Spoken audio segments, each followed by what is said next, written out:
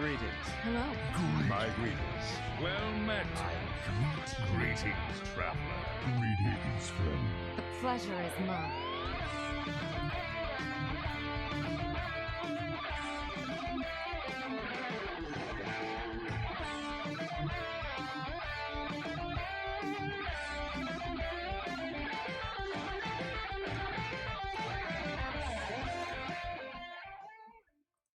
Hello and welcome to Concede. I scrolled down and I'm trying to do this from memory. Let's do this again. Hello and welcome to episode 282 of Concede, a Hearthstone podcast dedicated to making the best of the game more accessible to you. It is Thursday, March 11th, in the evening. Special day, we'll tell you why in a second. From Gadgets in New York, it's me, Ridiculous Hat. Rejoining us from Carrie, California, it's Botticus. I'm back. Yay! From Undercity, Pennsylvania, it's Deadelweiss. Hello. And from where you are, listener, thank you so much for being here. We are supported by you. If you'd like to find out how you can support us, receive rewards in return, head to patreon.com/coinconcede. Also, iTunes reviews, super helpful, totally free, helps other people find the show. Mishav and Fallen Sun, thank you so much for being our latest patrons. We appreciate you, and you are wonderful. Also, those of you leaving reviews, you're wonderful. And since the new expansion is coming out, and we have a confirmed date, the 30th, and pre-orders have to be done by the 22nd, it's time for a patented Concede giveaway. We have our mysterious benefactor is back. And their wish is for people to be happy. So, to enter a giveaway for up to 3 mega bundles, the big ones, you have to send me, Ridiculous Hat, on any platform of your choice, a DM or email for the email at coinconcede@gmail.com, a donation of $5 or more to the Born This Way charity. That's Lady Gaga's charity. Supports children in need. Really great. We will match all donations and also send a chunk of change from the show's profits over there. And we just want to make the world a better place. So send us your $5 donation receipt or more, and we will enter you in a raffle for up to 3 mega bundles. We will have the winners. We'll pull them next Thursday morning and have them on next week's show. And no, to answer chat's question, the mysterious benefactor is not Lady Gaga, but if she listened to our show, that would be super. But yes, we're all about spreading happiness and bring joy to the world. So charity is great. We're going to participate. We'll match every donation. We're going to donate our profits, and we'll get some mega bundles out there. You know how it is. So, Life and Ladder, Botticus, how are you, friend? I'm doing better. It's good to know that Hat knew that I didn't have COVID before I knew, so that was fun to listen to last week. But I made an educated guess. To hear. Yeah, I think it was fine. But it was good to have Appa back on. Got to listen to him during the live show. Wish I could have been on with him. That would have been a lot of fun. But I'm sure that will happen sometime in the future.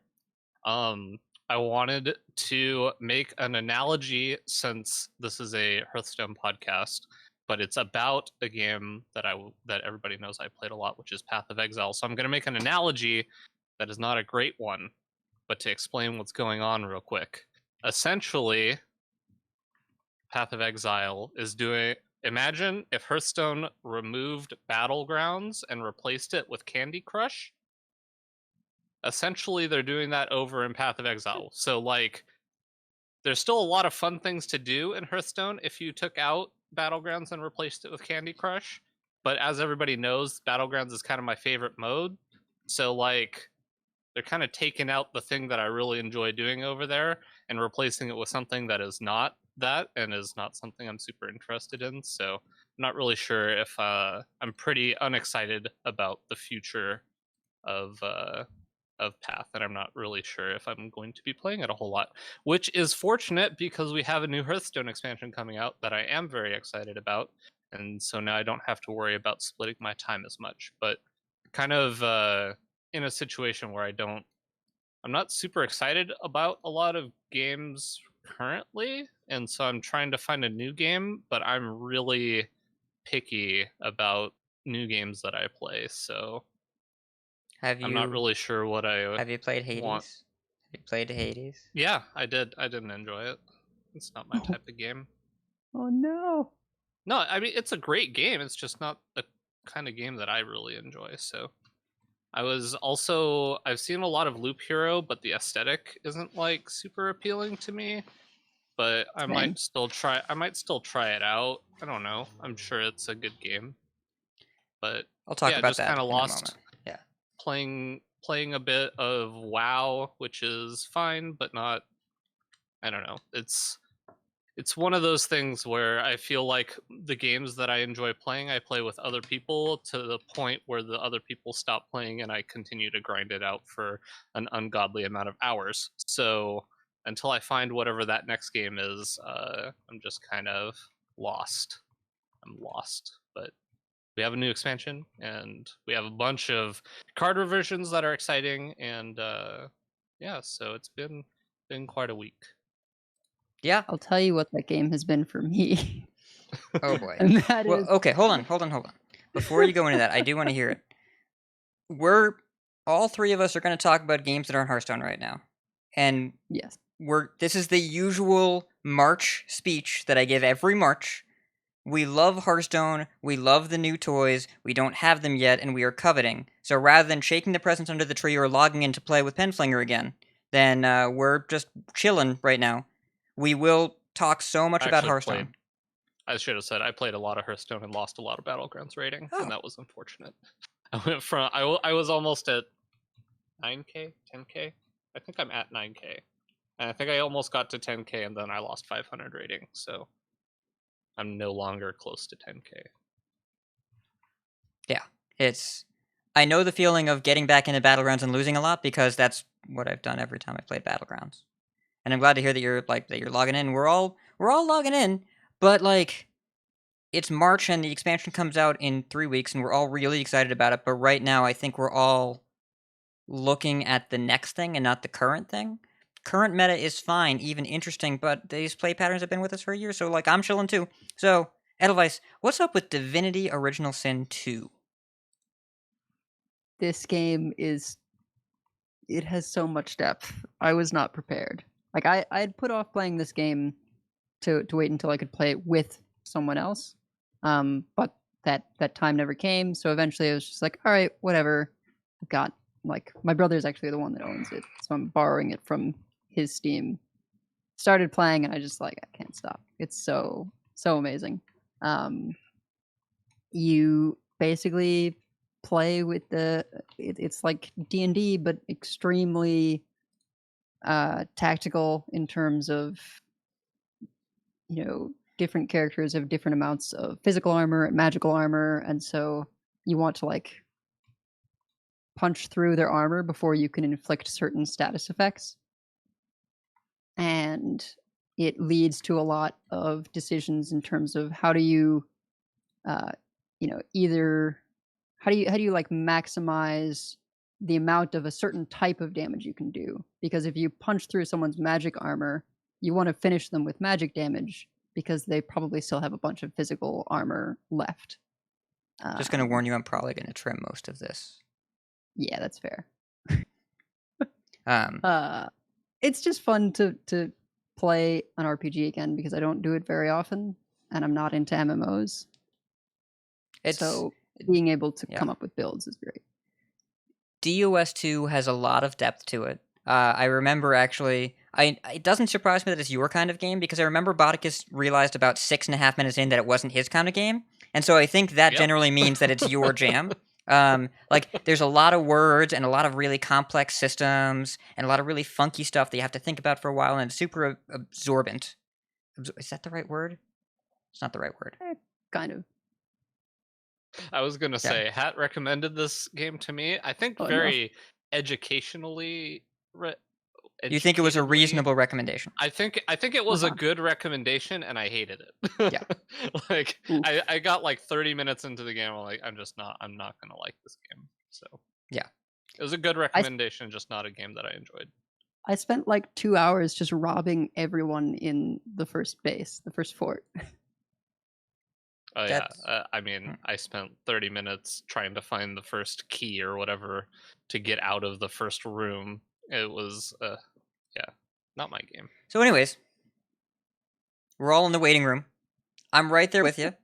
Bodicus, there's a game I have been playing. It's called Slay the Spire. You should give it a shot. It's a really great game.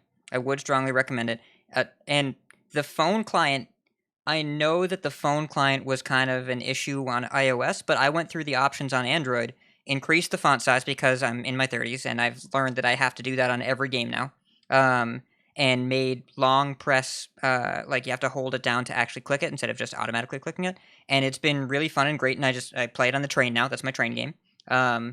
And I've been playing like my THL match for Hearthstone, logging into clear quests, but not really much more. I do actually think the meta is interesting, but I'm tired of the play patterns. Been jamming a lot of Hades as usual, and Loop Hero. Been playing Loop Hero. I don't know if you really play that game, right? Like the thing about Loop Hero is, I don't know if I like it, but I keep opening it, and I don't need to pay attention to it. It's the best game in history to have open while you're drinking your coffee, because it requires not a lot from you. And so like if Battlegrounds was exclusively the recruit phase, if there was never a battle phase, and you just like tripled minions and rolled, and then after you were done, it just refilled your shop and you leveled and you just did it again. That's about it. And finding out like downloading this game right now. So that sold me instantly. 'Cause, like, that's the best part of Battlegrounds. Right. Is buying the Oh, heroes. if my you God. like upgrading and what's in the box, if you like grindy upgrading and then seeing what's in the box over and over again, it's perfect. If you're looking for any more depth than that, it's not really there. But it needs very little from you. It's a great multitasking game. And you just constantly look and see what's next. So I don't know if I like it, but I've played it for like 15, 20 hours, so that's something. That's something. It's Loop Hero Doge. So yeah, See, I feel like Bot and I have opposite tastes. That's good. We have that's how we games have work with you opposing too. opinions. Yeah. Yeah, it's good. So anyways, That does I not don't sound want to good have to to me. focus on my game 100%. yeah, no, you really don't have to in this one. And there's options in the options menu where you can set it up so that after every automated battle, it pauses the game. After every loop, it pauses the game, and you can pause whenever you want as well. It's like $13 US. It's worth buying for $13. If you don't like it, you'll know right away. You can get your refund. But I think that if you're looking for Dan O actually said it really well over on Squelch.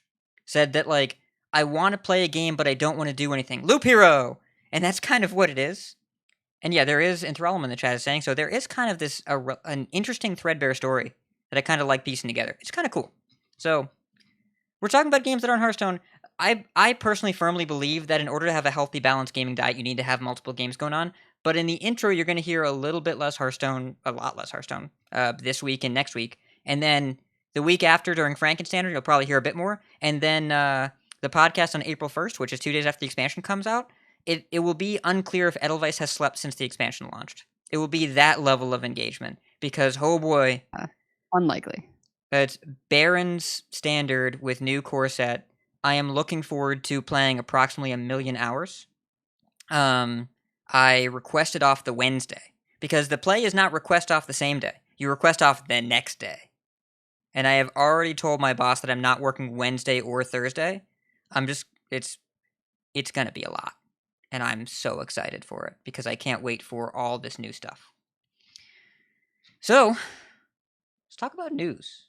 And talk about why today is a special day. Gadgets and Gazette always gets the scoop. All right, so today is Hearthstone's 7th birthday. Woo! I have to have something here. What do I have? Yeah, that was like. Let's see. The Okay, the soundbite I found hooray. I found a soundbite that I'm gonna play, but this is a meme. How long can this go on? That's a meme, but no. I was expecting the hooray. Okay, the real soundbite is. Your time is up. Whoops, not that one either. The real soundbite is. There we go. We figured it out. None of those were the ones I was wanting. Where's the squelch? Hooray! I thought you had that one on there. Oh yes, I do. I was just being funny.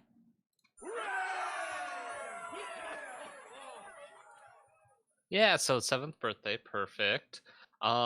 We do, as of 2 days ago, have the release date of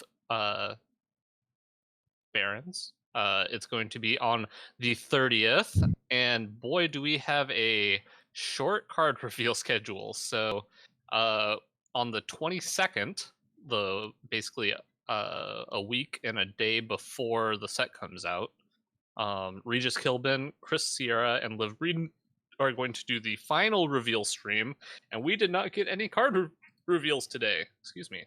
Yeah, the first card reveal is the 16th, which is Tuesday, which means they have 6 days from the first reveal, besides the BlizzCon ones, to the reveal stream, which means we will get 123 cards in a week. I don't know if my heart can take that. Yeah, it's interesting. I really hope that on the next AMA, I wanted to ask Iksar about it this week, and it seems like Hat said that somebody might have asked it, but it might not have gotten a response. Just what Iksar's thoughts are on shorter reveal schedules, and because I know we've gone from nearly having a month-long set of reveals down to almost less than a week in a while, and understandable given the current climate and everything, etc., but still I'm interested what his thoughts are, if they are really enjoying the very, very short reveal schedules.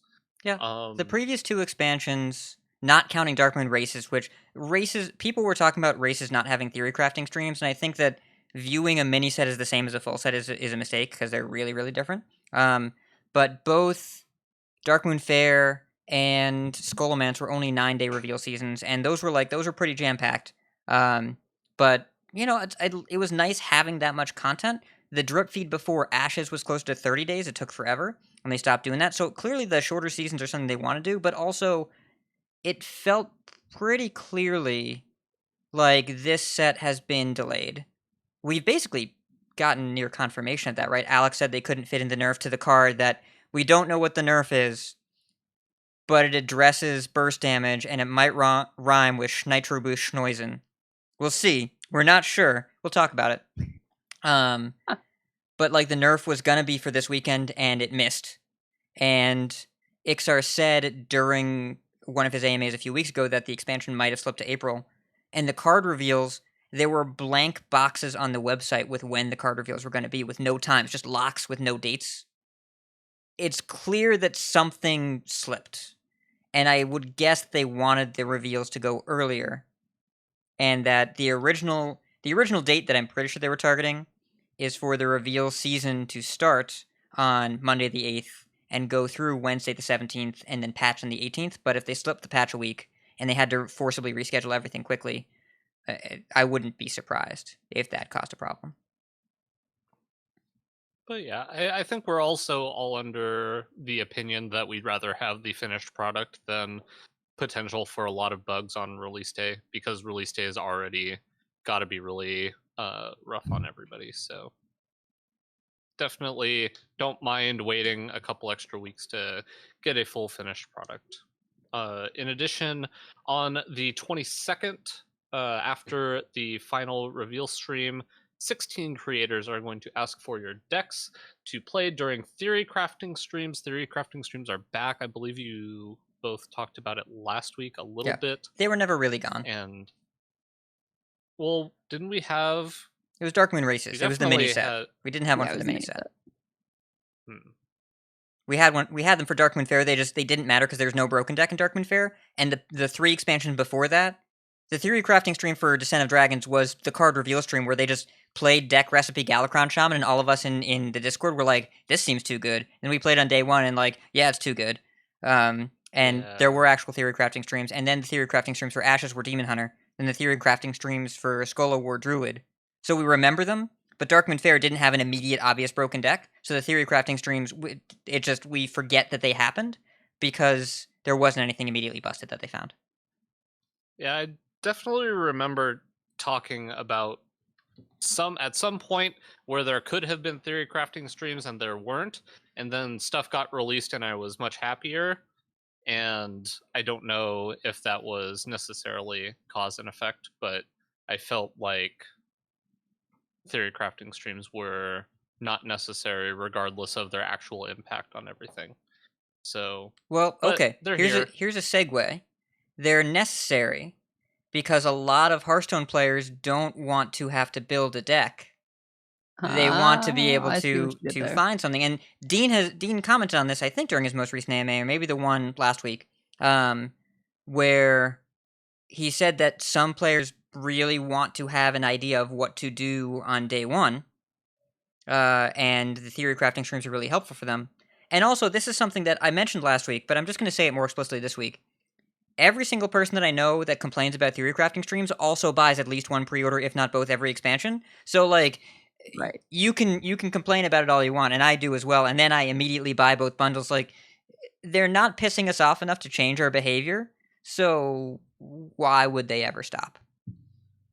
Is Yeah. it complaining about it if I just say I wish that it wasn't there, but I'm not or not that I wish it wasn't there, that I think it would be better if it wasn't, but it doesn't affect me in a meaningful enough way where I'm upset about it. That's my stance. Mild complaining. I don't know. I don't know, like, it's water cooler complaining equivalent. Like, it's something that we idly talk about, but takes up no brain space except when we're making content for Hearthstone. And people in the bracket that we're in, the casual competitive bracket, like the magic of the first week. And I don't know. I don't think that we're retreading conversation from last week. I'm doing it anyways. I don't care. The theory crafting streams only break the meta if something's obvious. So if something's obvious, we didn't need a stream to figure it out. It just was a couple hours later. So, like, whatever. But the unexplored that's magic not part of my feelings. argument at all. Like, I think that's mostly irrelevant. I think the pro to the theory crafting streams is for people that perhaps don't get the bundle, and so they want to see a proof of concept before they invest what limited resources they have into a deck. So that's kind of the argument for, again, people that aren't really deck builders and want to go for something right out of the gates. And yeah, there's a bunch of us that don't like the theory crafting streams because we want everyone to be experimenting on day one. But I think the biggest thing for everyone is just that people are getting to play with stuff a week before the rest of us, and that sucks. Yeah. Bodicus, what is your argument? Okay. Yeah, just that it feels less special. Yeah. When other people get to do the stuff before us publicly. Like, if they got to just play with the cards beforehand, I wouldn't care as much. It'd be obviously a somewhat unfair competitive advantage, which affects other people, but it's more that it gets flashed in front of my face that other people get to do this stuff and I have no recourse to be able to actually do it, regardless of what they're doing is the most competitive thing or just a complete meme. Just it feels like it's almost like I get left out a little bit. Donkey has an amazing take. Donkey has an amazing take in chat that I hadn't thought about, but I think it's great. It's not that the theory crafting streams find what's good, it's that they find what's bad. They narrow the field ahead of time because they figure out, Yeah. you find out before opening your packs that Murabi, like Free Shaman, is not a thing. And then it does. I love figuring out when stuff is bad. Yeah. Because you win with it occasionally, and then you're like, I won with this, but I know it's not going to be good. Yeah. But then you see, like, if 4 people fire through the same deck and try it 3 times and then drop it because they're like, this deck sucks, it both mitigates the number of people that will be trying the potentially cool thing on day one and also makes you feel worse when you open a card that you would otherwise have been excited about. I buy that argument. That's a really good take, Donkey. Donkey's smart. You know what's something that occurred to me as well? Perhaps it is because we have all the cards to play with on day one that we feel most impacted by this. Because we have the flexibility to try whatever wacky stuff we want for the most part. Yeah. And, like, that freedom is what makes it feel bad that other people are doing that first and eliminating these options. At least from a competitive standpoint. Yeah. I don't think anyone's feelings are wrong. It's just like, it's a minor inconvenience, a negative thing, maybe even moderate, but like not significant for really, really tenured, engaged players who are already wired into how to enjoy Hearthstone any number of ways.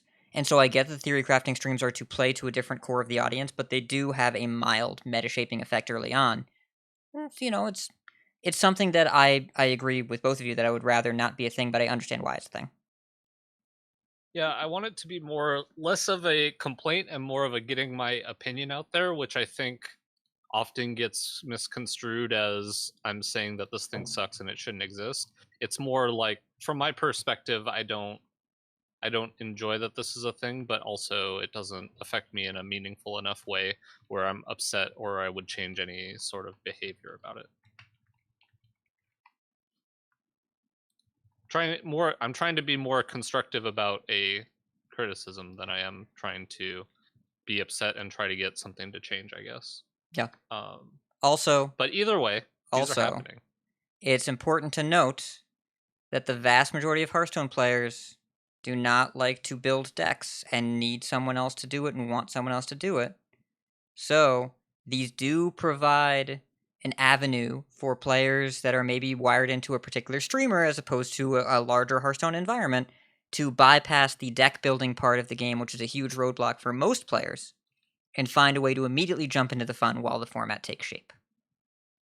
Because there was a mild amount of Twitter back and forth this week about the nature of deck building being a part of the Hearthstone experience, and yeah.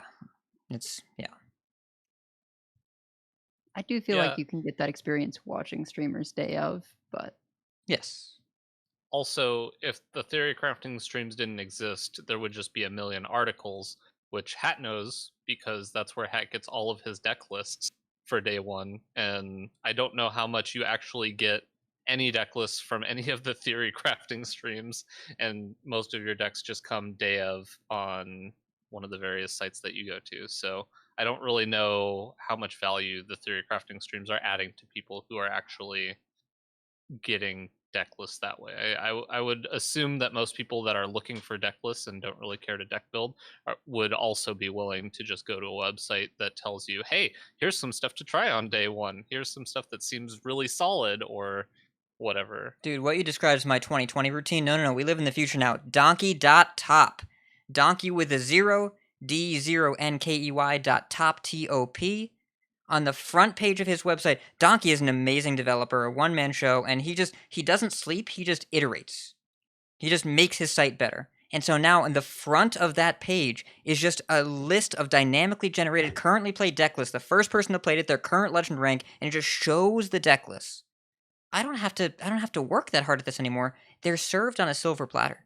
I just leave Donkey open. I contribute to his Patreon because I know that on the day of, I'm just going to hammer his server. Just destroy it. So I make sure to contribute, to do my part. And he's doing everything over there, but I think that page should be linked in the launcher because it has everything on it. So yeah, I'll still look at Ahirun on Twitter and I still watch Hearthstone decks and Hearthstone top decks and Beer Break and whatever. But Donkey.top, it's the future. It's the way. I usually build my own decks until I'm like, okay, I should try and start winning now. And then look at other things. Yeah. So there are lots of ways for people to get access, but the streams and YouTube videos are the way for the majority of the Hearthstone player base who is not wired in to just get an idea of what do I do on day one. I talked to Regis, actually, of all people, and you look at his numbers. If you were appealing to the current legend population of the world, even if it's the entire world and the entire legend population of the non-China servers, or even including the China servers, you're talking maybe 100,000 people out of the 23 million players. But if you just look at the kind of views that Regis gets on YouTube, 15, 20, 30, 40,000, it's a really wide net that you want to cast, and people look for a person that they can engage with that will tell them what's up with Hearthstone and a consistent voice. So just understanding the breadth of Hearthstone content and the audience out there and how much we are outliers, how far outside of the norm our behavior is for their customer base, it takes a lot of adjusting mentally to realize how your average person interacts with Hearthstone. Yeah. So theory crafting streams are happening. They're doing it slightly different than before. They're not going to have people upvote Reddit deck lists from a thread and have all that controversy. So it sounds like they're just going to have creators ask for deck lists from their chat and then pick the decks they want to play, which I think is a much better solution than the last one that they had. So should be interesting nonetheless. I don't really plan to watch any theory crafting streams, but if these are something you're into, then it's going to be available to you, and I think that's good. So the pre-release weekend is the 26th through the 29th. Because of the times, there will obviously not be any live fireside gatherings, but they are going to make it available for you to open your packs if you wish by hosting you can do the private fireside thing, which also gets you access to Nemzi and the card back, etc., etc. If you do not have access to those yet, these will not be available, or these will not be shared publicly, so you can't, I don't believe you can have people kind of come in from other areas. It would all have to be on the same network, I assume. But, I think so. I don't know exactly how it yeah, works. Do either of you Or do this, spoof by your the way? IP Do either of you No. open your packs early ever? I never do. Never. every time. Oh. Every time. Huh. I don't. Why? I should, only because it saves like 30 minutes or whatever that it takes to open all the packs, so you can just log in and Yes. play on the day, which would make sense, but also I usually forget and don't end up doing it. Yeah. I mean, I used to do it because I would host a pre-release event as an innkeeper, but I've been doing it even since COVID because it's nice to open the packs early so that once we get to the actual release, I won't have to open as many packs and I can dive right into putting together decks and actually trying things out. Y'all are missing out on some quality content of seeing which card back is the luckiest when you open your packs on stream. I still open a bunch of packs on stream because you can only open your pre-release packs early. You can only open the bundles. Oh, so with the gold packs, and we all have. Botticus, you don't have any idea how much gold you have, right? Oh my god, I'm gonna have so many. Yeah, I'm gonna have more from gold than from a bundle for the first time ever. yeah. I have somewhere 12k in the gold. 4 digits. Yeah, I'm also Between around like 12K. 8,000 and 9,000, I think. Is that more than usual for you? Oh, it's all right. What? I assume that you would have been aware of your past behavior. Whatever makes you think that I pay attention to that. Okay, I'm sorry for asking. It was a stupid question. Yeah, it's more gold for me. Like I'm not super far ahead of where I was, but I'm ahead. And I'm double my usual. yeah, you're way ahead. I think, and My guess is that I'm more. Yeah. But also, previously I didn't buy a battle pass. Yeah. So that's an extra cost that got associated, which gives you an extra percentage. So it's kind of interesting to know how much I would have if I had not bought the battle pass.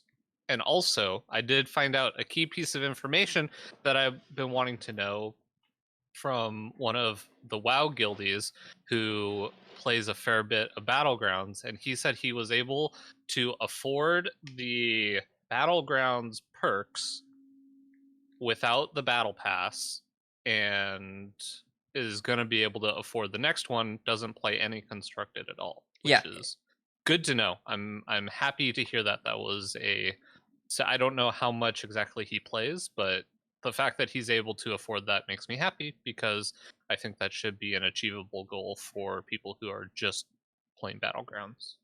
Yeah, since they changed how the quest function and you can trigger like the minion type specific ones and battle cries and all that in BGs, it's fully infinite. If you play BGs regularly, you will not pay a dime for the game until BG cosmetics come out, which they are working on. Said that in the AMA, which we'll get to in a second in this section. But yeah, BGs are infinite. So that's really nice to know, and they are working on cosmetics. Yeah, it's just better. And think about now as well, without classic packs on the reward track, and with 52 more expansion packs from 52 weeks of Tavern Brawl, think about just how many more cards you'll have, because there have been weeks where I've skipped the Tavern Brawl because I didn't need a classic pack, but now it'll always be current standard expansion. And the rewards track, which gave out some classic packs, will only give out current packs. you will never have to farm classic cards again, which means that just by definition, the costs go down because a base cost is removed from the game, and that means all the rewards basically count double. They're twice as valuable. I'll still probably skip brawls like hallucinations, which is what we have right now. What is this week's brawl? What is it? Hallucination. No, but what does that mean? What are the hallucinations? What are the mechanics? You don't remember the rogue card hallucination where you get to discover? Oh, your deck is just all turtles? Yeah. Yeah. Hmm. I actually kind of like those brawls, but I hate those brawls so much. not surprised that me and Edelweiss have opposite opinions on. I'm gonna keep track of how many brawls we opinions that you enjoy. both share. So far, like theory crafting streams, you None. agree. Literally everything else, you're opposites. It's good. We get diverse opinions. I like variety. I'm all about it. And besides the card reveal schedule, we've got some other stuff that was announced this week. Yeah, so we have a list of all. Is this all the cards that are getting reverted, or just most of the cards that are getting? I believe it is all of them. We have the full list now. Okay, Yep. It's Alright, 35 so cards. we have 35 cards that are getting unnerfed, and it's going to get unnerfed during a patch, which is happening before the expansion. So we're going to have some spicy standard, and I mean wild is always kind of spicy, but it's going to get spicy before it gets spicier when the expansion launches. Either way, we have a whole bunch of cards that are going back to how they were pre some number of nerfs, and some of them that are just getting changed, getting kind of unnerfed, but then a different nerf than the old one. We're going to talk about it a lot during Decksplanations. I don't know how much we want to go into now. I assume we want to go through pretty much most of that during Decksplanations, but was there anything you wanted to specifically talk about during news about this list that we have here? This will probably be the thing that gets me to play a bunch of Hearthstone again until the new set comes out. Yeah. As far as Frankenstandards that we've had, where the last week gets weird, my favorite one so far was the last week of Saviors when they just took away Doom in the Tombs. We just got a good meta back for a week, but this one should be really exciting and different and interesting. And my least favorite was Vargoth. It's almost like they're doing a Doom in the Tombs. So, and Iksar actually said if they did Doom in the Tombs again, that they would make it way shorter and it would be the last 2 weeks before an expansion. So yeah, he agrees with you. It's almost exactly on that page of like, this is basically an event that they plan. They want a week of Frankenstandard. And I think that's pretty cool. Because they've done it before with one card where like Vargoth made Zerus Clone and Gallery Priest better, which is unfortunate. And Marin the Fox, which was not interesting. Volcanosaur, like early for Ungoro, long time ago now, was fine. It's been pretty rare for it to be like a healthy, interesting impact. Again, my favorite one was Saviors, where they just gave us a good meta back and just took out the Doom and the Tombs cards. But this has potential to be exciting and interesting and kind of broken, and then immediately it goes away. Yeah, I think that's a good thing to strive for. So should be interesting. I'm excited to talk about because some of these cards are kind of crazy. Yeah. So yeah, that's gonna be our Decksplanations. That's gonna be our Decksplanations. But next on the list we have a leaked nerf. So they posted lists for the new decks for returning players that you can earn by going through the new player or returning player, I believe. Is it Both. new player or returning or new player? They posted the deck lists, and in one of the rogue deck lists, it just so happens Warrior. that One of the warrior deck lists. it was a warrior deck. I apologize, but Nitro Boost Poison was listed at 2 mana, which is curious. And not just a 2 mana. Because that card costs 1 mana. It was not just listed at 2 mana. It was listed between Corsair Cash and Ringmaster's Baton, which are 2 mana cards. And then they updated the site, and it was listed between Athletic Studies and Shield Slam, which are the 1-mana cards. So they just moved it, but you can tell that they copy-pasted these from the 20.0 client they have internally, and they just pasted it. And then, like, there was no announcement that it was a typo. There was no clarification. They just silently changed it after the screenshots were posted. This is the nerf. This is the thing that they were trying to get going for this weekend. Moving Nitro to 2. Good. It needs to happen. Card is quite powerful. So. And that'll be coming with A 20.0. little sad. I wanted it to stay at 1 mana, so and I touched some other numbers, but Well, so here's the question. If you are playing a rogue deck, and you have Self-Sharpening Sword in that deck, and you have Cutting Class in that deck, are you cutting Nitro at 2? 'Cause I don't think I am. I think the card I gets worse. guess. It still gets corrupted by Sage. It still gets corrupted by Self-Sharpening Sword. And prep is still disgusting with it. The prep interaction, I think, is actually what saves it. For those that are unaware, if you prep it and then play any minion, the prep doesn't wear off, and so the 0-mana poison gets corrupted, and then you keep it off passage.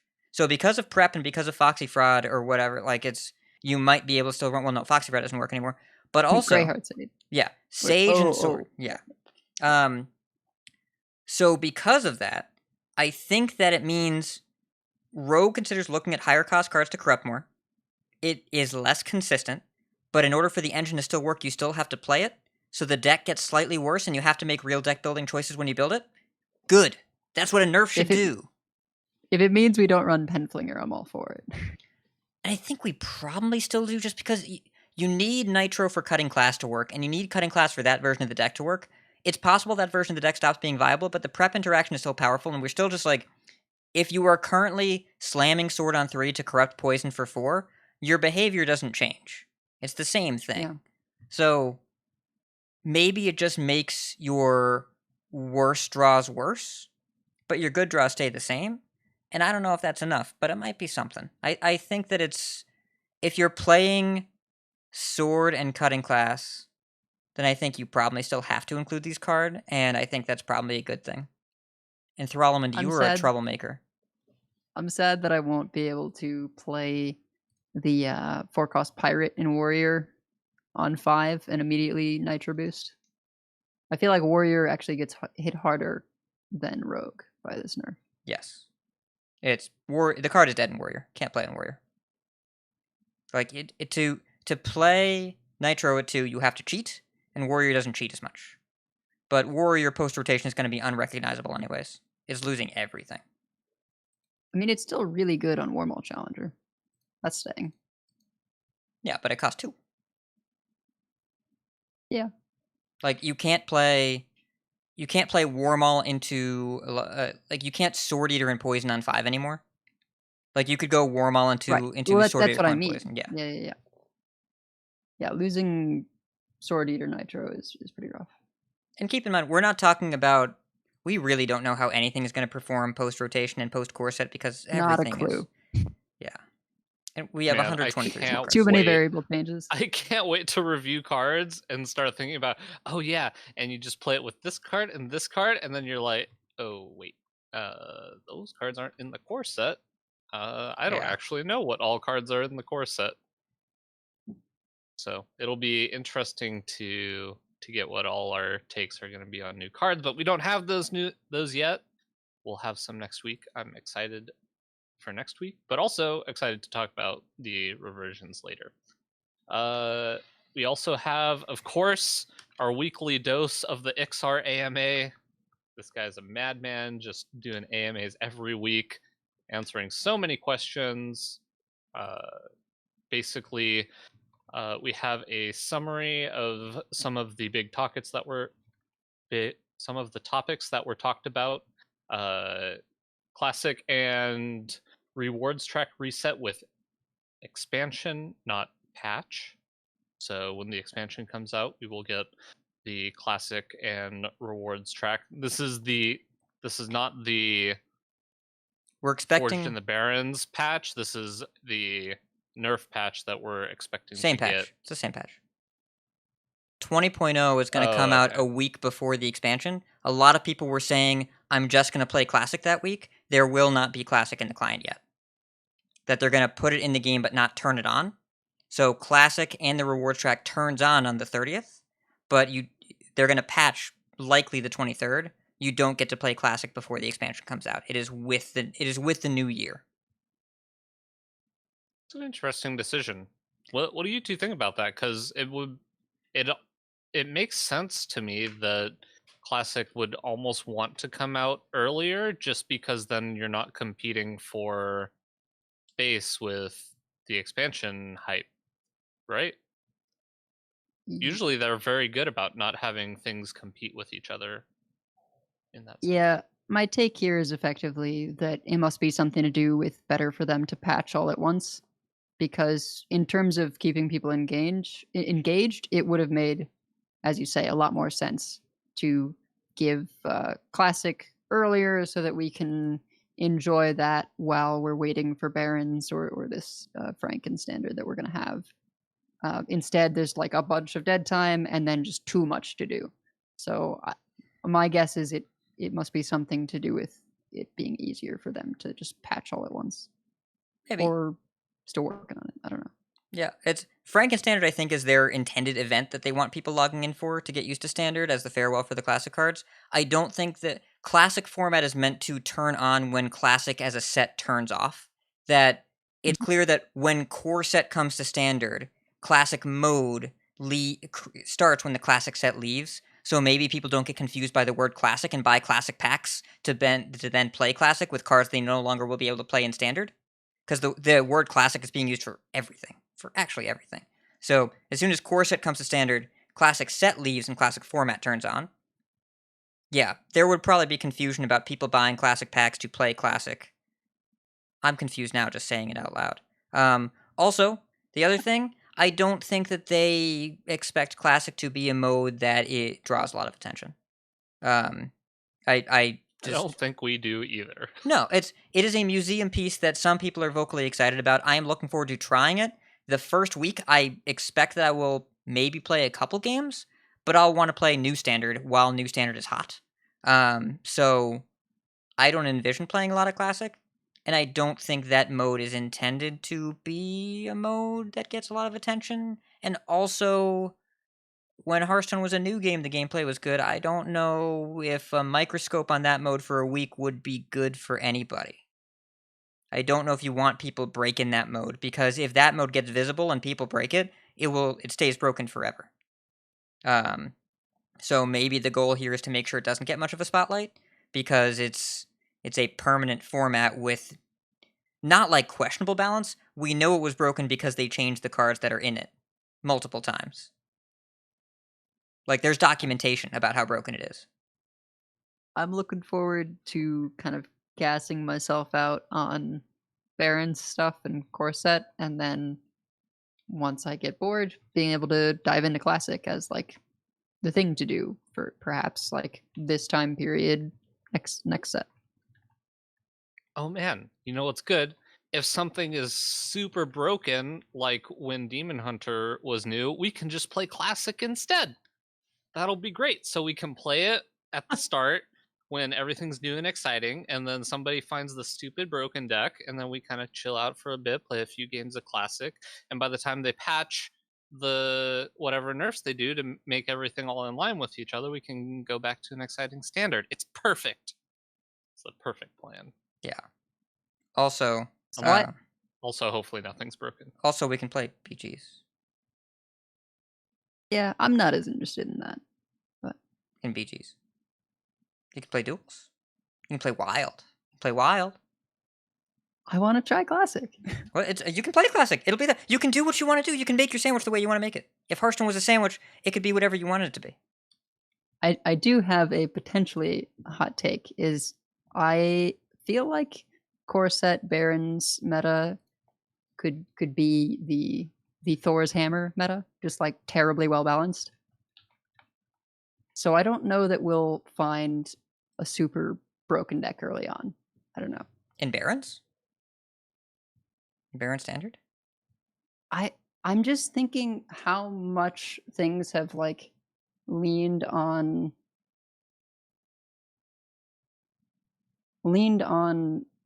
Classic basic things. And with so much of that being taken out, and then being able to design things knowing that those are gone, I feel like we might be okay. I mean, they're removing some known risks and replacing them with unknown risks. Unknown risks sometimes break things. I agree with the optimism. 3 of the I'm past hopeful. 4, yeah. Yeah, I'm hopeful for the optimism too, but I will never underestimate Team 5's ability to accidentally make something super broken. Not obviously not intentioned, but yeah, it still happens. 3 of the Designing 4 cards is hard. 3 They of the are 4 taking last more risks, so expansions. we'll see. Like, you look at day 1 of DoD, we know what happened. It was Galakrond Shaman. Day 1 of Ashes, we really know what happened. And then, like, That was a new class. I'm not gonna say that it wasn't. We didn't see it coming. I'm saying that it was even more insane than we thought it was gonna be. And even day 1 of Skola was fun, and I don't think I'd call it broken, but like you could see Druid come from a mile away. So it's, I bet it will be enjoyable. I'm, without seeing 123 cards in the set, not ready to make balanced predictions yet. I would assume that a lot of things feel powerful. Yeah, I mean, I'm ready to be completely wrong as soon as we see the cards. oh, that's the best part. Yes. That's the thing I've gotten to enjoy the most, is being absurdly wrong about some things, but then being right about something that Hat was wrong on, and then pestering him about it for the next year. It's Yeah. my favorite thing. My favorite thing was calling Dark Pharaoh Takan unplayable, and then here we are. Ah, yes. So Here we anyways. are. So Battlegrounds, they are working on some cosmetic options for Battlegrounds, but it is a ways into the future. They have not been firm on anything coming soon, but there are going to be some new cosmetics that are more general case for Hearthstone that are being worked on, and Dean is very excited for us to see what those are. So probably going to be coming with the new rewards track that we don't have a ton of information on yet, but I'm sure we will get over the course of the next couple weeks. They are actively working on a way to upgrade cards straight from just a normal card to golden, instead of, disenchanting cards and having to craft a golden from scratch. Doom in the Tombs, that was an event that went on for way too long, and as Hat said earlier, they're looking at more of a shorter lifespan, potentially 2 weeks, usually right before an expansion drops, to keep things fresh, which I think is a good thing to shoot for. The main menu rework is on the to-do list, so who knows where that is in the scope of things that are being worked on, but it could definitely use a rework. I actually kind of like how they've managed to add 2 game modes, and yet still the main menu looks very similar to how it did when the game came out, but I do think that a rework is probably in order. And that the daily deals in the shop is also on the to-do list. So everyday sales, I guess. like what MTG on Arena certain does, things. where like every day you can buy something at a reasonable discount, and some days MTG Arena the deals are like spend 80 gems to get 100 gems. Like they just give you money for logging in, and just incentivize you to be there. So they're just figuring out how they can code it without patching it, and just like nest a bunch of daily sales, which I think is pretty smart. Yeah, and that's most of it for the AMA, but there was also an interview with Iksar by Shacknews, and there was a lot of information in here, probably most notably that Monk was specifically mentioned, but also not. Obviously, it's going to be considerably a ways in the future, but it was actually mentioned that a new class will happen. I believe we had confirmation on this before, and it's more of a matter of when, not if. So we will be getting another class eventually in Hearthstone, but probably not for quite a while. And for the Monk fans out there, you can rejoice that it is likely to happen, but one of the big things they want to avoid is just making monk if it was the same thing as, say, druid. They don't want to just make another class that is the same. They want it to have its own class identity, etc., etc. But if you want more of the interview, because there's a bunch of great questions in there, you can check it out in our show notes. We have a link to it. Check it out. It was a good interview. And lastly, for the news, Maiev is back in the shop. If you were not able to get Maiev, or if you're a new player and you weren't around when this was being given out, all you got to do is go to the shop in the client, and you can claim your Maiev. I believe it was free, right? Maiev should be. I thought it was given to us for free, so I assume that it's also free in the shop. But I believe it is. I don't know. No, $7. It's $7 US. It is not free, or 1,000 gold. 7 is an odd number. That is an odd number. It's so it is unfortunate roughly if you weren't equivalent there, to like one I wing of a apologize. Dalaran heist or something. I don't know. I apologize, but if you really want to 1K get gold's Maiev, not you so can bad. get there. Yeah, I don't know. I feel mixed about it, but I guess it kind of still rewards the people who were able to get it when it was there, but still allows other people to access it. So it makes sense. It's a little unfortunate for those new players, but if you really want this portrait, it's available to you, and it doesn't really affect your ability to play the game whether you have it or not. So I'm kind of okay if they want to charge a little bit of money for it. But that's pretty much it for the news this week. Got a lot to talk about in Decksplanations, but before that, we do have some tournament info. So pass it on over to Hat. It's the grand tournament.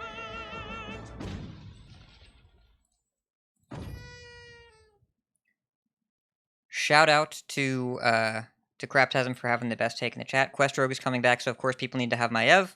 And it is true, if you are playing Quest Rogue, you must use the Maiev portrait. It's the law. I don't make the rules. All right. So, Masters Tour Ironforge is coming up this weekend. You can check it out on YouTube, the HS Esports channel. I recommend subscribing. If you're subscribed, as soon as you open it up, the live stream will pop up at the top of your subscriptions whenever it's on, or you can just link it. The links are already exist on YouTube. Go check it out. But there are a few notes that we want to cover first. First of all, remember how I talked about Donkey.top earlier? It's a great website. Donkey just casually made a fantasy draft app for the Masters Tour. You can do fantasy drafts. It's incredible. It's so good. Yeah.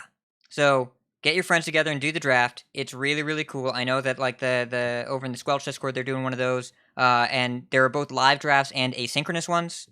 It's really cool. I don't know how he does this, but he just makes things. So that's the good news. There's some bad news. So this is technically a documentation oversight and not a reduction in prize pool. But third and fourth place were incorrectly listed at $15,000 US instead of $10,000. Oh no. And because it was supposed to add up to $250,000 to prize pool, and it added up to $260K. So they corrected the notes and made an announcement. They corrected the notes, but the displayed prizes were too high, even though it was a dramatic reduction from the previous year. And they made a clerical error that nobody caught. And none of the players did the math and said this is 260, not 250. But as we've talked about with HS Esports every week for the past forever. The optics aren't great right now, and a clerical error taking away $10,000 is also not really where you want to be right now as Hearthstone Esports. So, I don't know. The show notes that I have written down, I just wrote down a heavy sigh, because that's really all I've got on this one. They did the math wrong, they have to fix it, but also, Oof. Yes, good word. Oof. Yeah, the biggest issue for me is just not doing the crowd-funded prize pool. Yeah. Because that just feels easy. Previous prize pools were larger because they did the esports bundle, right? And they just decided to stop doing that. I don't know why, but the current leading theory that I've seen that makes the most sense to me, I think Pasca tweeted it, is that it actually just increased Blizzard's cost because people just bought that bundle instead of some other bundle that they were buying. And it just meant that Blizzard had to pay out more, but they weren't actually making more, so why bother? And, the reason of why do you include it to help fund esports so esports is healthier, and the answer there is you don't need esports to be healthier because it's binary. It either exists or it doesn't, and as long as it exists, even on life support, people still sign up. It doesn't matter. I mean, so here's the thing, though. Then they've offered the wrong thing with that esports, because I know there are people that just want to support esports, and if you maybe offer cool cosmetics or something instead of card packs, then you'll get the people that buy that thing because they're interested in supporting esports, and they get something cool, and you still get to earn whatever you wanted from packs. I think there's a way to do crowdfunding that would allow for supporting larger prize pools, and they just kind of gave up. Because they don't need it. Like, that's the thing. It's I have had this discussion a few times. An episode of Hearth and Home that I was just on with Clark, which we'll talk about that later. It was fun. It's not up yet, but it was 4 hours long, so I don't expect people to catch it.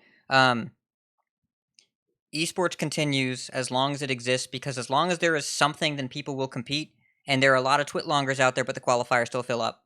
So they can just cut until people stop signing up and then uncut a little bit, or they just keep cutting and people complain but keep playing.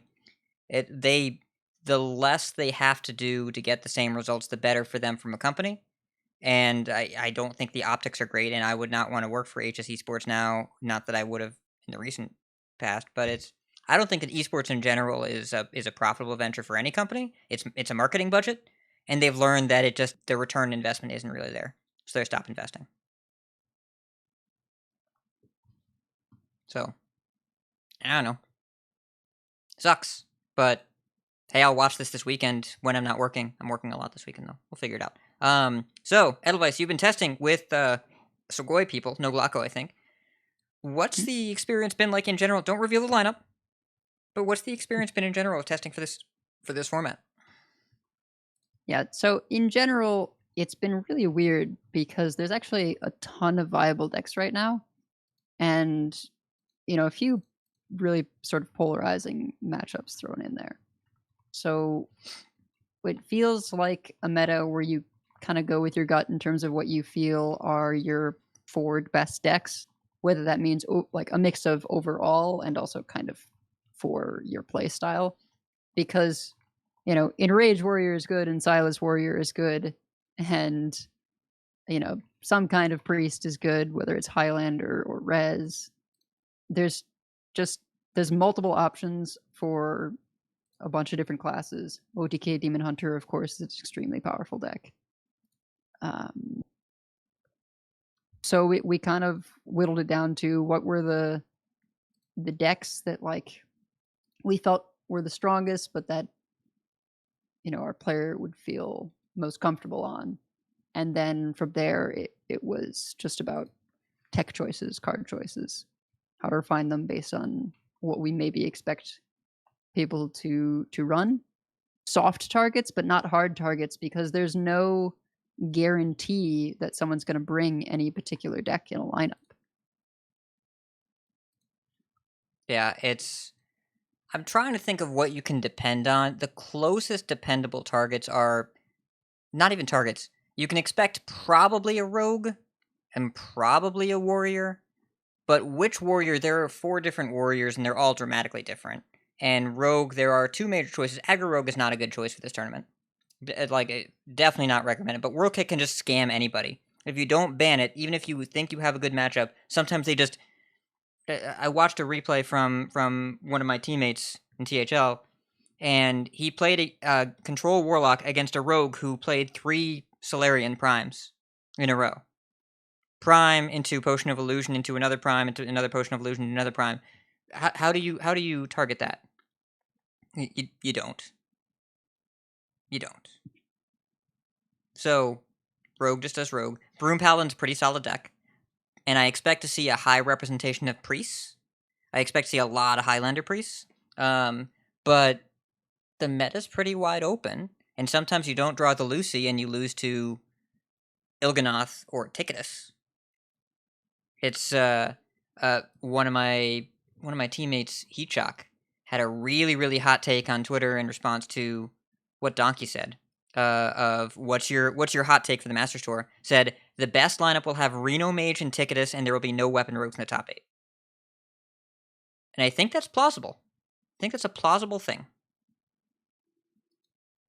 But then maybe if Bomb Warriors are targeting those decks, then you bring yourself Sharpening Swords, and you get them. It's complicated.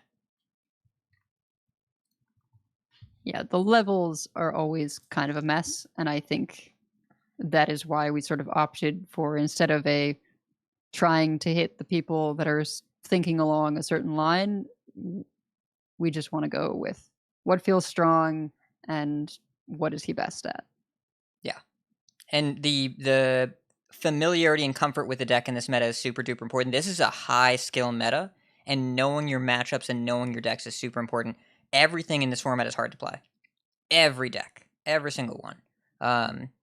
And looking at the qualifiers from last week, the best win rate decks, first Rogue, second also Rogue, World Kick and Secret, to the surprise of nobody. I think Rogue is probably the best class right now just because of that, because of Secret Passage Foxy Fraud decks, like they just do whatever they want. Biggish Druids, Guardian and Highlander are both doing well right now. And you can build those multiple different ways. You can get super duper greedy if you want to go for like Yasharaj, Strongman, whatever, or you can go low to the curve and not die to aggro, and then just have a really chunky mid game. Or you can go to just straight up Guardian Druid and just like play Overgrowth. And I'm calling it Guardian and not Clown Druid because the best list I've played so far, I've actually played more of this deck lately than any other, is you don't play Clown. It's Clown Druid without the clowns. You just play Ysera Unleashed and Guardian into animals and Druid cards, and it's good because Clown is only good if you jam Survival of the Fittest, and if you do that, you probably don't need the Clown. You just kill them. It's fine. So yeah, and also Libroom Paladin's great, and also Zoo is good in the qualifiers. The popular lineups, the most popular lineup was Token Druid, Aggro Rogue, Zoo. Did okay. And then there were two really popular lineups with both Highlander Mage, Highlander Priest, and neither Rogue or Highlander Druid is the third. The Conquest meta, at least best of 3, is super duper greedy. Super greedy. Just ban Rogue and beat the other decks. Beat the Warrior. Because you can't really target Rogue effectively, because Rogue they do things. There's even Res Priests, which is also very good against all non-ETC Warriors. And in general, winners were a mix of Druid, Rogue, Priest, and Warrior. There's a touch of Mage here, usually Highlander or Spell Damage, some Zoos, like one Control Warlock, some Broom Paladins, and a few OTK Demon Hunters. As far as Ladder is actually going through major developments. And in particular, there's one card that has now started to define Standard. Ogremancer. It's so annoying. If you don't know what this card is, I don't blame you. Well, if you've seen this card before, it's because you've got it off Jandis Barov. That's the first place that everyone saw this card. It is the #1 win rate card off of Jandis Barov, by the way. HS Replay put out a graphic about it. And then we started playing it. It's a 5-mana 3/7. Whenever your opponent plays a spell, you get a 2/2 taunt. And let me tell you, against the Secret Passage Preparation deck, that's a lot of 2/2 taunts. That's a lot of 2/2 taunts. They can never beat that if you play that when you're even on board because all of their damage is spells. It's really good against Aggro Rogue. It's quite good against Token Druid. It's good against a lot of things. Right now, over on Vicious Syndicate, we added 4 Ogremancer decks in 4 different Highlander classes, including Hunter, to the deck library this week. Ogre Mage, Ogre Priest, Ogre Hunter, and Ogre Druid. You all have it. And Highlander Priest is legitimately insane. Really, really strong. So, I don't know. When spells are good, play the thing that makes 2/2 when they play a spell, I guess. Yeah, ladder's weird. And that's really the tournament section, so we got a minute. Let's talk about these reversions, because, boy, there's some spicy cards coming back. Let's go.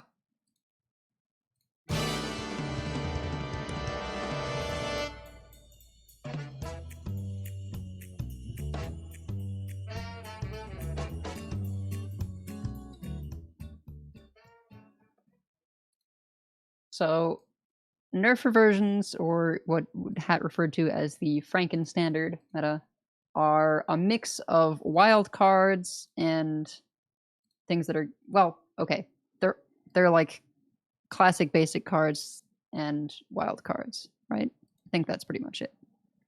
So some of these things are going to affect standard, some of them are not, and they're pretty much all cards that were nerfed and they're putting back.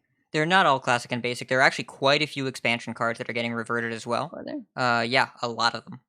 Well, but those are ones that are in wild though, right? So there will be two different things that are happening.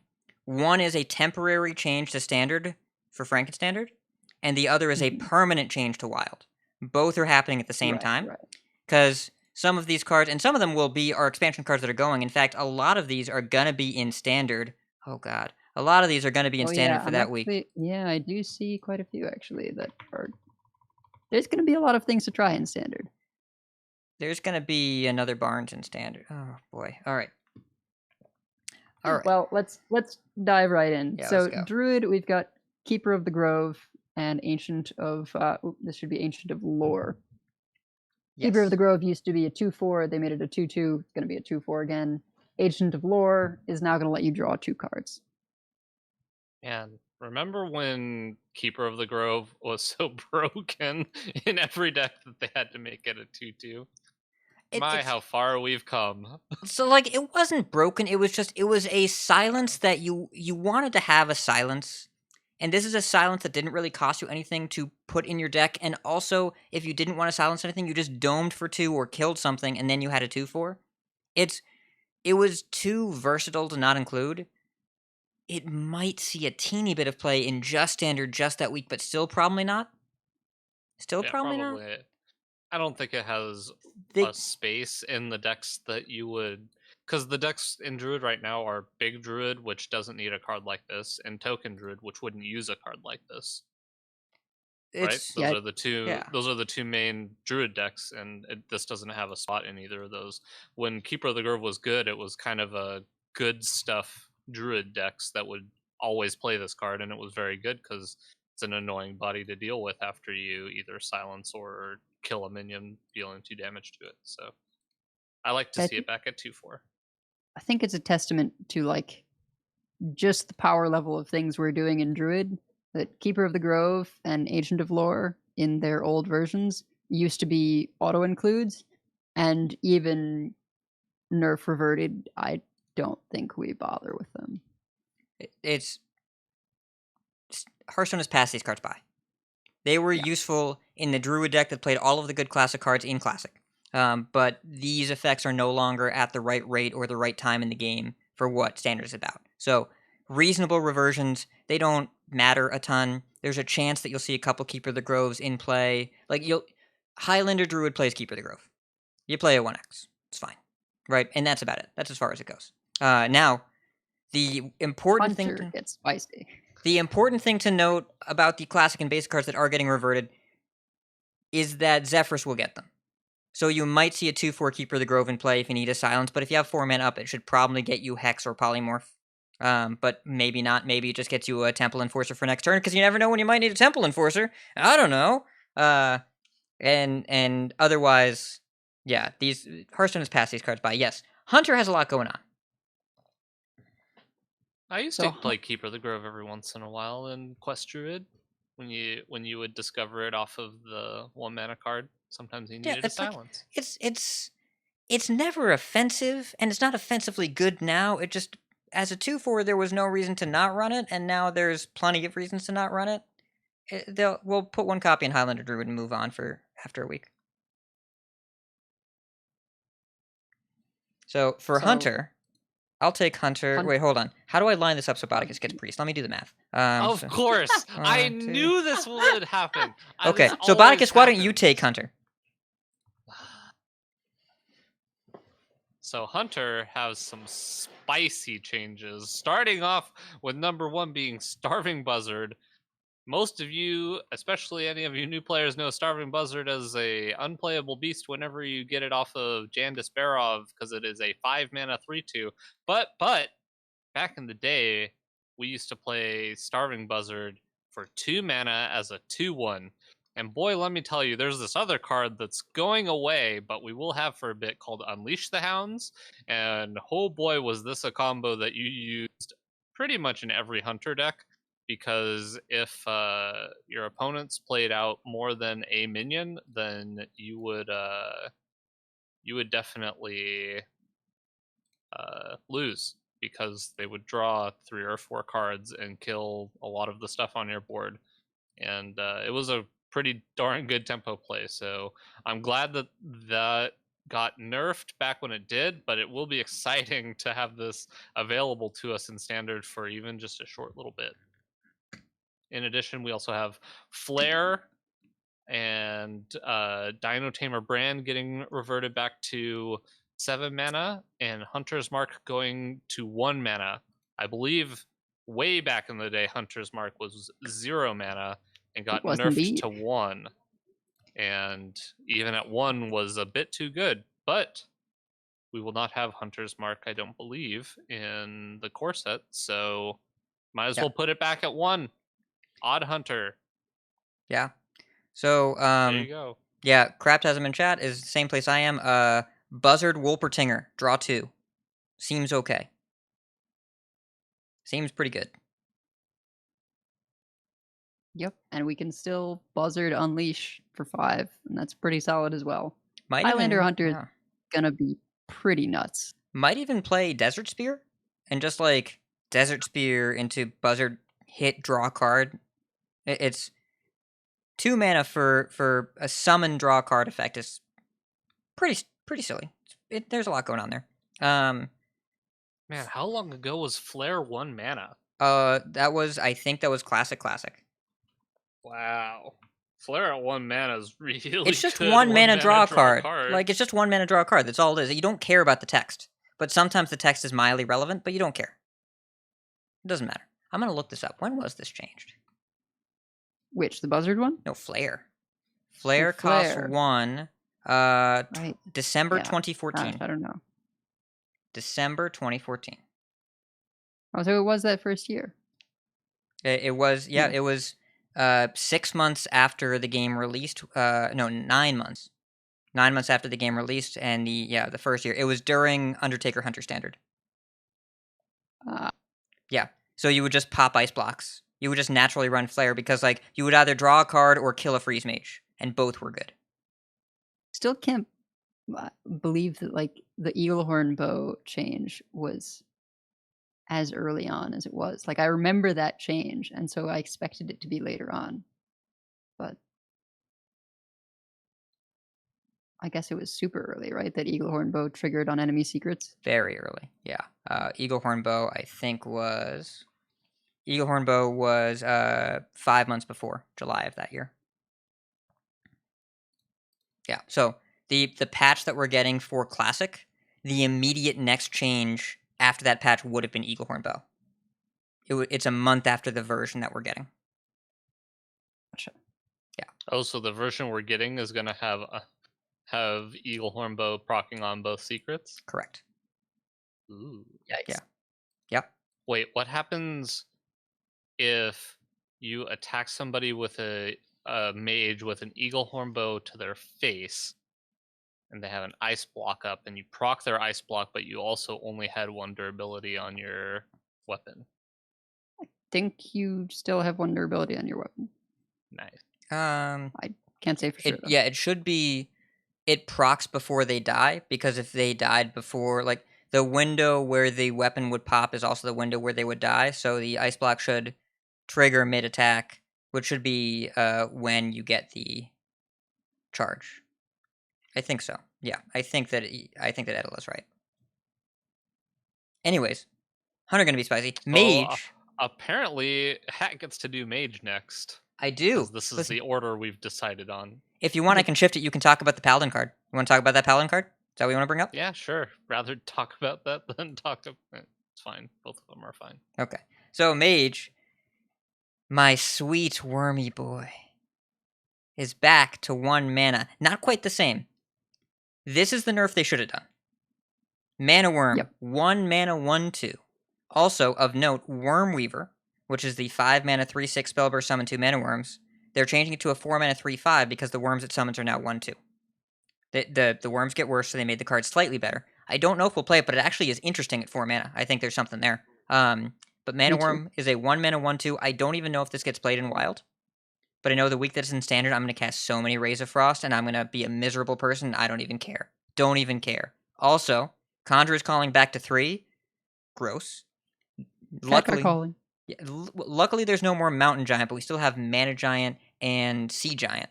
So there will be something there. There's another good reason later in the list why it's good we don't have Mountain Giant. Yeah, a bunch of reasons. And then Dragoncaster as well is back to 6. So start your boxes, because you get to box on 5 again for a week if you want to.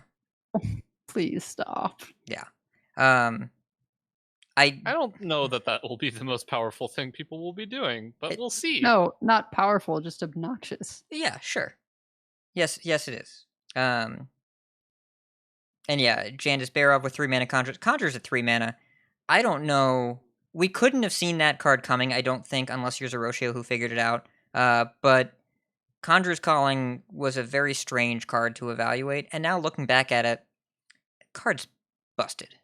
Just so crazy good. And 3 mana Calling with 6 mana Dragoncaster, like, turn 9 gonna be lit. A lot of things happening turn 9. Dragoncaster plays something, anything, and then also the Conjurer's Calling. Pretty good. Pretty solid. I don't know. I don't know if Conj Calling like sees play in Wild. Maybe it does in Pocket Galaxy Mage, if that exists. But Wild's going to be nearly unrecognizable, I think. And Pocket Galaxy Mage is nowhere near good enough right now. Guess we'll see. Thoughts on these? Or should we just jump right into Paladin? I'm glad Mana Worm's not a 1/3. Yes. I would have been upset. I would have been very upset. Yeah. Unjustifiably upset.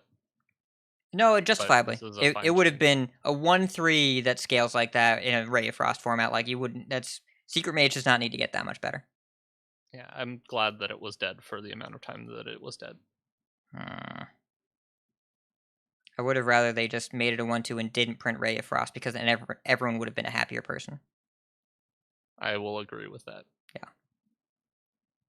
Deadelweiss, what's up with Paladin? Paladin gets to have Call to Arms back at 4 mana. So get your even Paladins ready in Wild. You're going to get to do even Paladin with Call to Arms.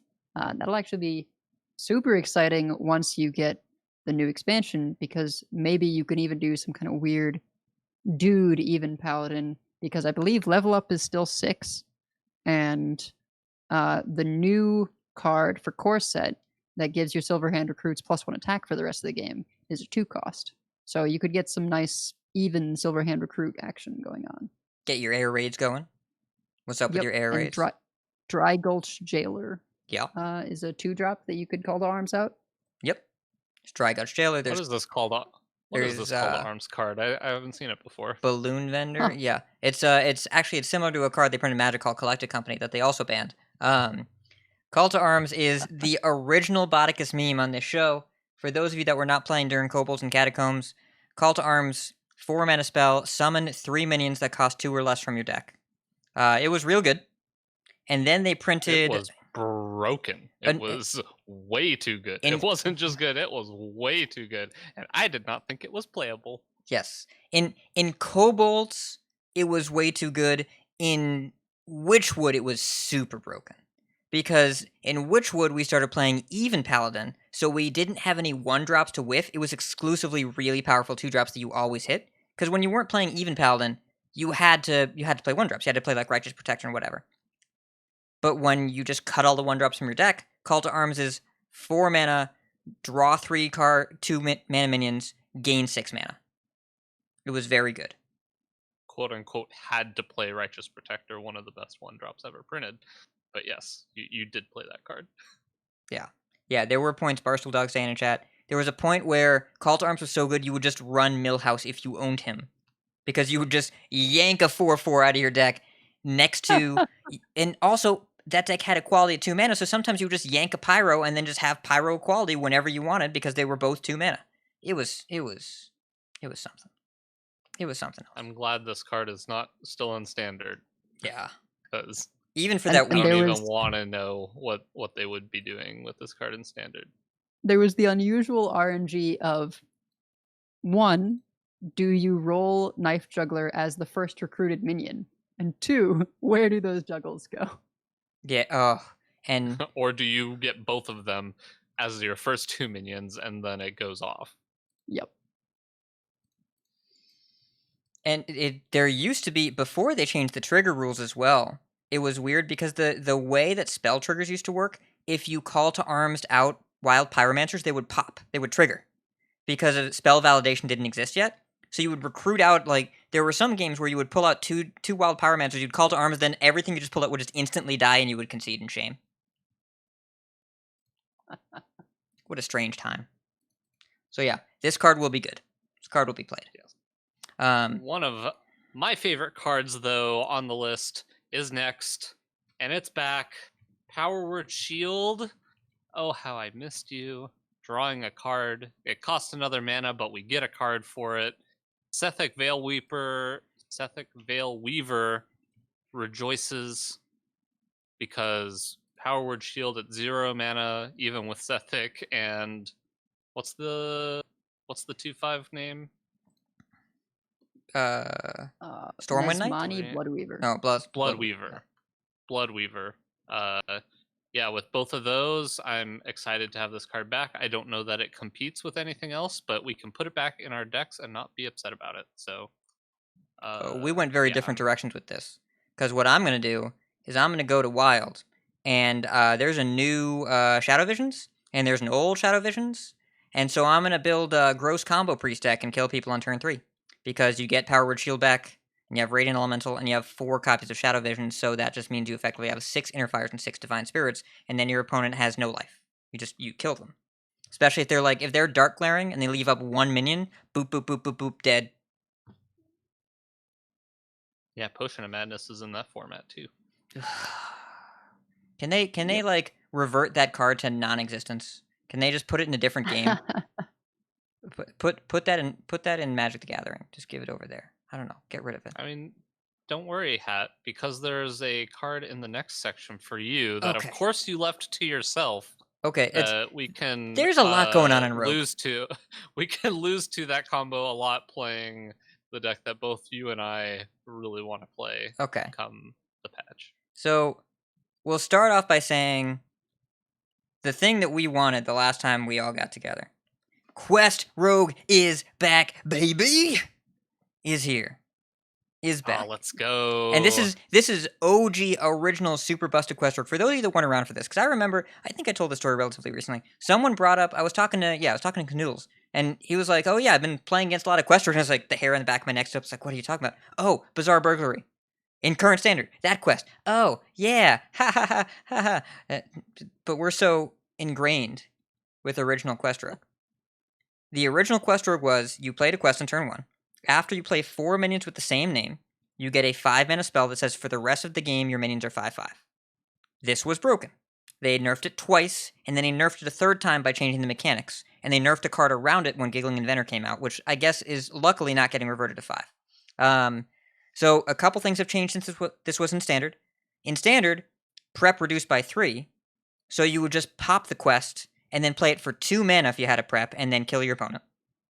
And also, Sony Shadow Dancer doesn't work the same way anymore with layering effects. So if you use Sony Shadow Dancer, the minion, if a 5/5 minion dies and you get a Sony copy, it remains a 1/1. It does not become a 5/5. So that interaction is slightly worse. However, we have gained some cards since this wasn't Standard. I think the most important is Bloodsail Flybooter, which is a 1-mana 1/1 that adds 2 Sky Raiders to your hand. So if you have a Shadow Step, then you have completed the quest, because you have 4 Sky Raiders that have the same name. There is Penflinger, which you can also use if you have room for spells, which I don't think you do. I don't think we even play that card. But you can use that to complete your quest. And, maybe even more important than Bloodsail Flybooter, Animated Broomstick is a very good card. Oh my god. It's a very good card. And it'll be a 5/5 that gives all your 5/5 pirates rush. So, nice Molten Giant, nice face, By the way, you're dead now. There's also Stone Tuskboar. Has been nerfed to a 2-1 rush. But, and I'm sneaking a bit of news into the show here, because you all didn't know about this. Alec made a tweet yesterday. With the unnerfs, more on boar soon. Interesting. Did you hear a great disturbance echo through the force? Yeah. Because if we get charge boar back at 1 mana, this might be a thing. You Yeah. know what's also good? When you play this card called Bloodsail Flybooter, it's a pirate. And there's a certain card in Wild that is good with pirates called Patches. Doesn't have charge. They didn't revert him. Yeah, sad. No. But still. No, it's not getting, sad. Getting extra getting an extra pirate out is good. Patches is good. Such a weird relationship with Quest Rogue, because when it first came out, and for quite some time after, it was sort of the enemy for me. I hated Quest Rogue. I hated losing to it. And so I usually played, the mage decks that rolled it. But then WSOE2 happened. And I was like, well, I can't not bring this for the lineup I want to have. So I had to learn Quest Rogue. And I came to appreciate the deck and like it, except that I still lost when I thought I had sealed up the game, had locked my opponent. It was actually Patra was my opponent. I had completed the quest, glacial sharded a giant. I just needed to live 1 turn before I would win. And this was Keliseth Druid, the spiteful druid. Yeah. Which just had Spellbreaker in it. And I forgot. So she Spellbreakered the giant and Leroyed me, and I died. And I was so sad. I mean, there's not a lot. There's not a lot you can do about that. There wasn't a whole lot of recourse. I could have set up taunt. Oh, I'm pretty okay. sure. Yeah. With what? Could you set up taunt and glacial shard? Bilefin Is that- Inquisitor. You would. I forget. It's the 2-1 Murloc that made a 1-1 taunt. Yeah. Bilefin Inquisitor. Yes. I was thinking Serenite Chain Gang for some reason, but I don't believe. No, that I was think much that card later. Cost No. way too much. That was like Quest Rogue 3.0. There were so many different Quest Rogues, but the original one you ran Bilefin Inquisitor, which was a Whispers of the Old Gods card, a 2-1 that made a 1-1 taunt battle cry. It was very strange. I'm going to upset some people with Glacial Shard. Oh man, I loved Yeah. playing that card. Oh, that was the only way you could ever beat Pirate Warrior when you were playing the original Quest Rogue. Yeah. Later, they end up printing a whole bunch of really powerful defensive tools like Wax Elemental and Vicious Scalehide and Giggling Inventor, especially. But yeah, in original day, Ungoro Quest Rogue, the first one, it didn't have any defensive tools, but it completed the quest so fast it didn't matter. So then when they made the quest a little slower, then it was fine. And it wasn't really a high win rate deck back then, unless you were in High Legend, in which case it was dominant. But it was uninteractive, about as uninteractive as it gets. It was a cool puzzle, but your opponent had to sit there and watch it and then immediately die. And so they changed that. They're changing it back. It's... Oh, Firefly, I miss you. Yes, I miss Firefly too. We used to do that. We ran Igneous Elemental for a second, which is a 3-mana 2/3 that when it died, it gave you 2 of the second half of the Fireflies. And you would just play those 1/2s. And then the deck got better a lot repeatedly. And then they nerfed it a lot repeatedly. Yeah, that card, you played that card, but you weren't happy about it because you really wanted the quest to be done by the time you were playing that card. Yes. But Firefly was fine, and you would actually usually finish the quest. Good players would Shadow Step the Fireflies. Great players Shadow Step the Flame Elementals. Because you didn't need more cards, you just needed to get more 1/2s and play quickly and just get the same name. And so when you popped Igneous, you would just Shadow Step the second half of the 1/2s, because you didn't need more in hand. They were all 5/5s on turn 4. But there are 4 other Rogue Reversions. We know about Edwin. And Edwin's going to have a minute in Standard. prepare yourselves. It's going to be gross. Blade Flurry, which is also going to be in standard. It doesn't go face anymore, but it's back to 2 mana. So it's just a board clear if you have any kind of weapon buff, like a Nitro Boost Poison. I don't know, just snowballing, spitballing here. Like if you just had a Nitro Boost Poison and you just played it in your World Kick Rogue deck, and then you just wanted an AoE for 3 damage to your opponent's stuff, you could do that, theoretically. Though Nitro Boost will cost 2 then. And also, you really won't want to use it on your self-sharpening sword. No. Because you'd rather just go face, because that's where that card goes. No, it's in the it's in World Kick, but not in aggro. Aggro Rogue does not play Blade Flurry because it doesn't go face. It used to, by the way, for those unaware, it used to be 2 mana, destroy your weapon, deal its damage to all enemies, which included your opponent's face. It was really stupid. It would be stupid now. I'm glad they did this. So Galakrond, cards cost 0. I think there's actually, you could make an argument for that being good enough for Wilds in meme-ier decks. In Standard, it will probably be good for that last week. There are a lot of really good things you can hit there, and we have Secret Passage to hit all the activators and whatever. So it's just this giant swing turn. Necrium Apothecary is a 4-mana 2/5 with combo. Yoink a Death Rattle out of your deck, like you draw a Death Rattle and the minion gains its Death Rattle. So in Standard, it did a Nubisath Warbringer, where you, which is a thing that when it dies, every minion in your hand gets +3/+3, and it was used with Charge Bore and a bunch of other 1/1s, and you just end up with 4/4s. It felt like Quest Rogue. And it was inconsistent, and we used Necrium Blade to pop it, which was a 3/2 weapon that when it died, it popped a Death Rattle. We don't have that anymore. We don't have Bore anymore, though I guess we will have Bore for that last week. But the thing that I'm worried about is that they printed Foxy Fraud, and this is a combo card. And so you Shadow Step Foxy Fraud on 2, and then you play this, and then you draw a Scrapyard Colossus, and then you have a 7/7 Taunt on turn 3.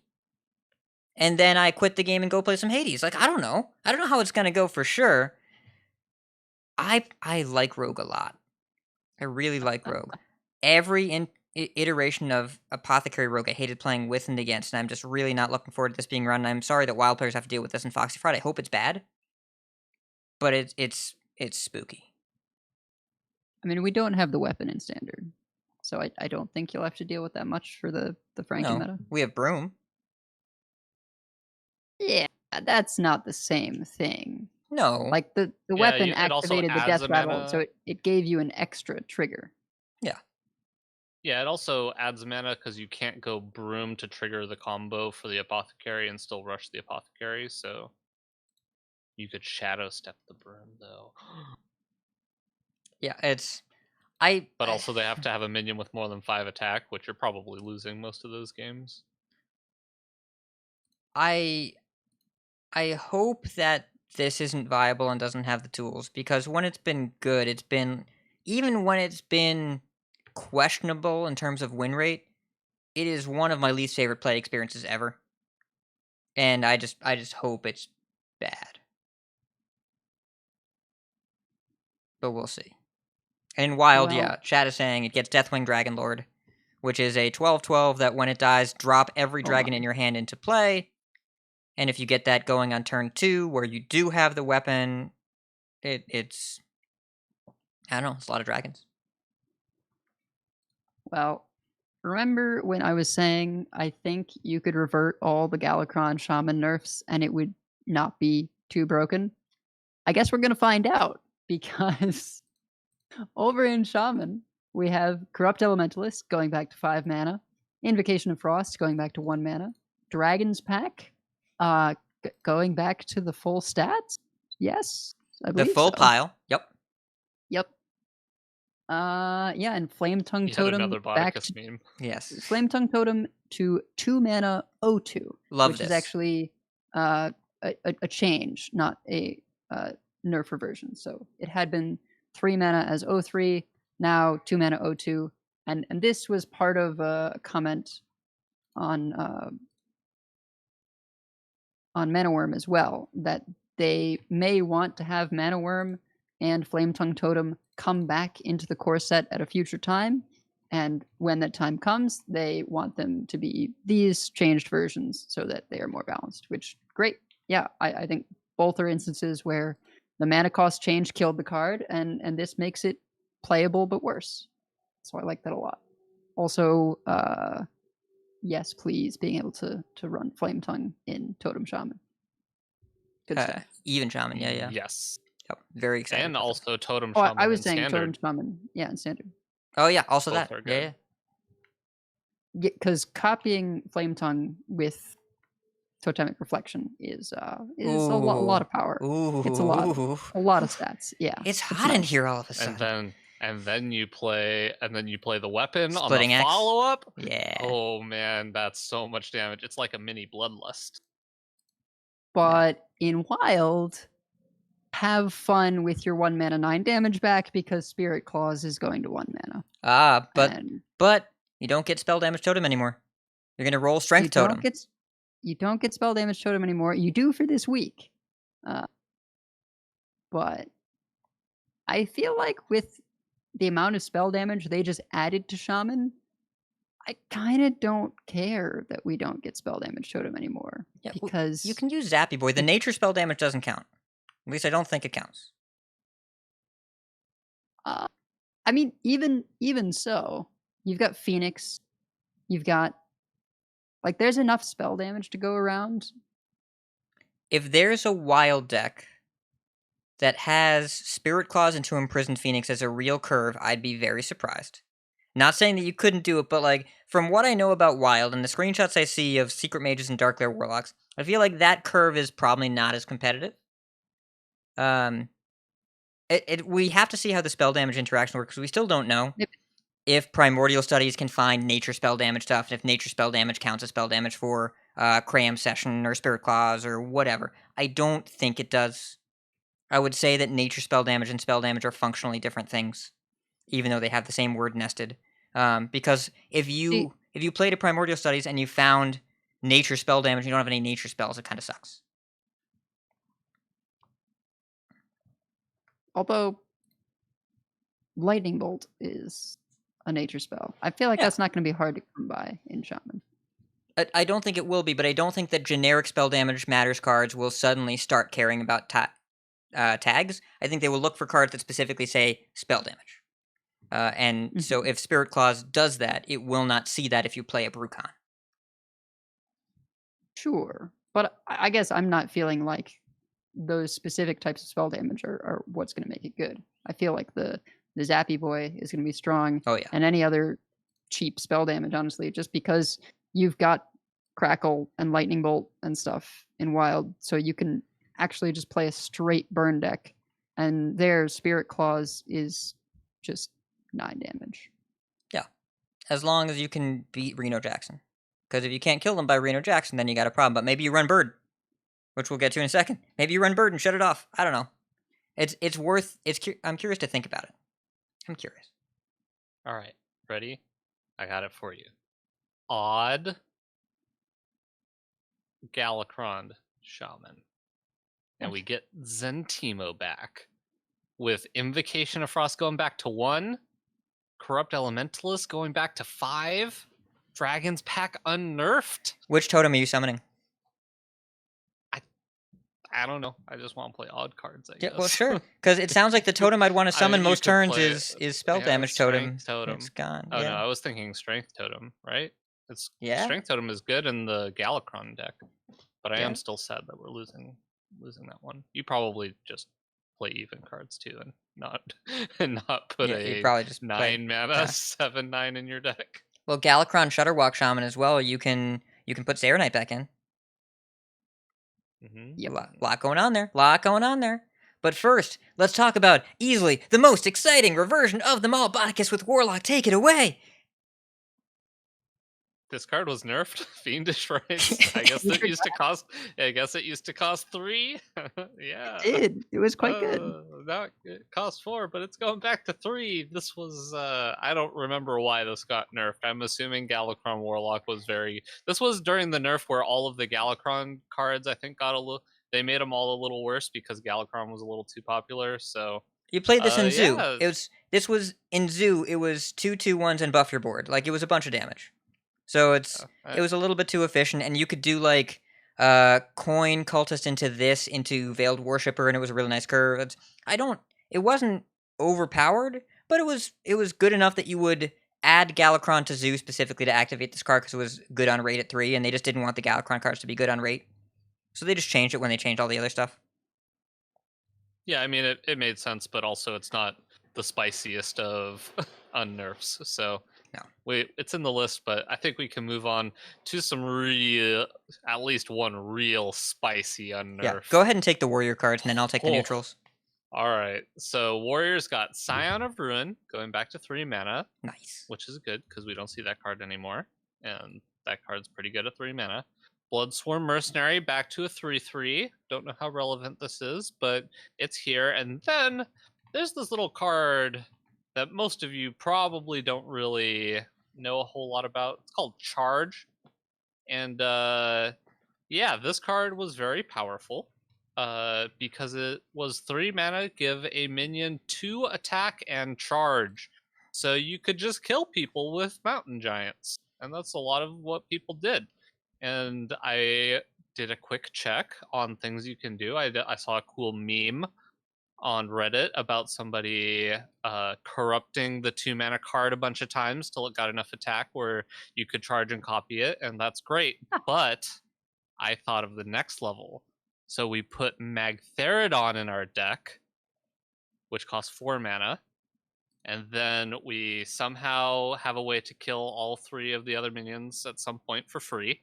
And then you get to Inner Rage it and charge it and then copy it with Bloodsworn Mercenary, and that's 32 damage to the face. The turn that it comes off of, it comes out of dormant. So yeah, Magtheridon combo. That's the deck I'm going to play a couple games with before I realize it's not good and try something else. So are we implying that you don't realize that it's not good now?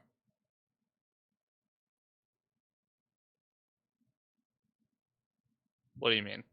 I'm confused by the statement. Do you think the deck is not a meme currently at this exact moment? Well, it doesn't exist because charge doesn't work because I'm charge just doesn't go face. But so if it in your mind's eye, if you could envision this deck being played out, do you believe it will have a positive win rate or not that? It'll have a better win rate than it currently does because it doesn't currently exist. So it has effectively a win rate of 0 right now. And so any games that you potentially win with it in the future improves its win rate by a lot. But it hasn't lost a game yet. Win rate right now is undefeated.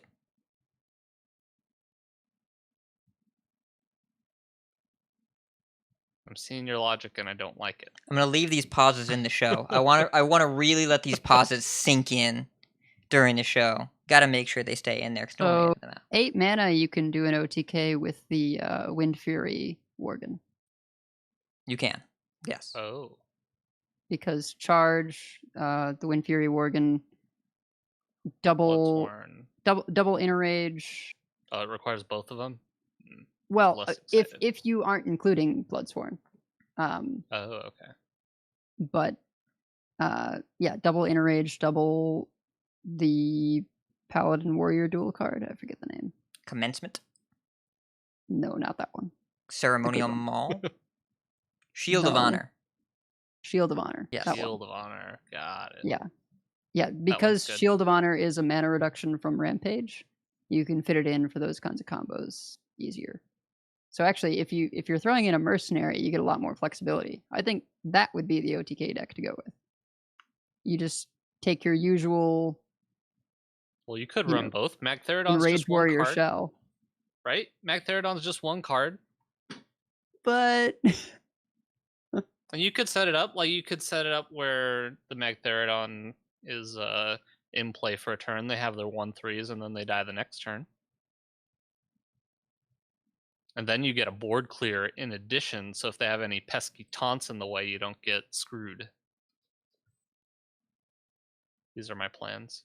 I'm looking forward to you experimenting with this with a deck that we have no idea how well it's going to do. Nobody knows. And then playing a rogue that shadow steps one of the 1/3s. Ooh. Yeah. Rogues don't play that shadow step card anymore.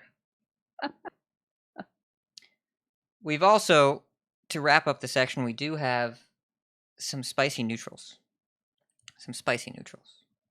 The first one on the list, Undertaker. So if we're going deep in the Hearthstone history books, deep in the Hearthstone history books, Undertaker was the first truly overpowered deck in Hearthstone's history. The global win rate, Ben Brode posted at the time, the global win rate of Undertaker Hunter during Nax was 60%. Global. That meant after you accounted for all the mirror matches, it won 3 out of 5 games, which is insane. It's really, really crazy. So get your Bring Out Your Deads going. I didn't get the soundbite, which is a huge misplay. And as an illustration... Bring out your dead. Thank you. Yeah, we're leaving that one. Nope, that's it. That's the soundbite. Thank you for playing that, Deadelweiss. I couldn't even notice the difference. But just to illustrate how different Nerf philosophies were back then, this card was created in July 2014 and was not nerfed until January 2015. It was the best deck in the meta. It was not even close. It was a turn 1 snowbally minion that it was started as a 1/2, but when we had Luna Love on, she talked about how she used to BGH Undertakers. It's a 1-drop that would become a 7/8, and then you would kill it with Big Game Hunter. It was so disgusting. So for 6 months, it was alive at this level. They don't balance that way anymore, but it's coming back. It probably won't even be good enough in Wild, but it's fun to see it. The second one that I think will be good in Wild is Arcane Golem. 3 mana 4/2, charge, Battlecry, give your opponent a mana crystal. This is a terrifying card that none of us thought would happen. You can maybe put it in the odd decks. But I'm going to read a few tweets from Nemnark, who is regularly top 10 legend. He said that the issue with Arcane Golem is that you just play it in the Dark Glare Warlock with Power Overwhelming. You just play it. Oh. Hey. Yeah. I mean, can't you also just play it in Odd Demon Hunter? You can. It's another card that does 4 damage to face. So in the odd decks, you really don't want to play this on curve, right? Like, you really don't want to run it out there. It needs to be a finisher. And Odd DH doesn't have problems with finishing games. It has problems with getting to the point where a finisher is relevant. And Arcane Golem doesn't really help you there, because if you ramp your opponent to their Reno or Spreading Plague or whatever, it's not good. But playing it in a deck like in a Warlock deck that has Power Overwhelmings, it's pretty gross. And the specific chain of cards that Memnarch mentioned is you do that, but you've drawn a bunch first, so you then use Zephyrus Wind Fury, and then your opponent dies.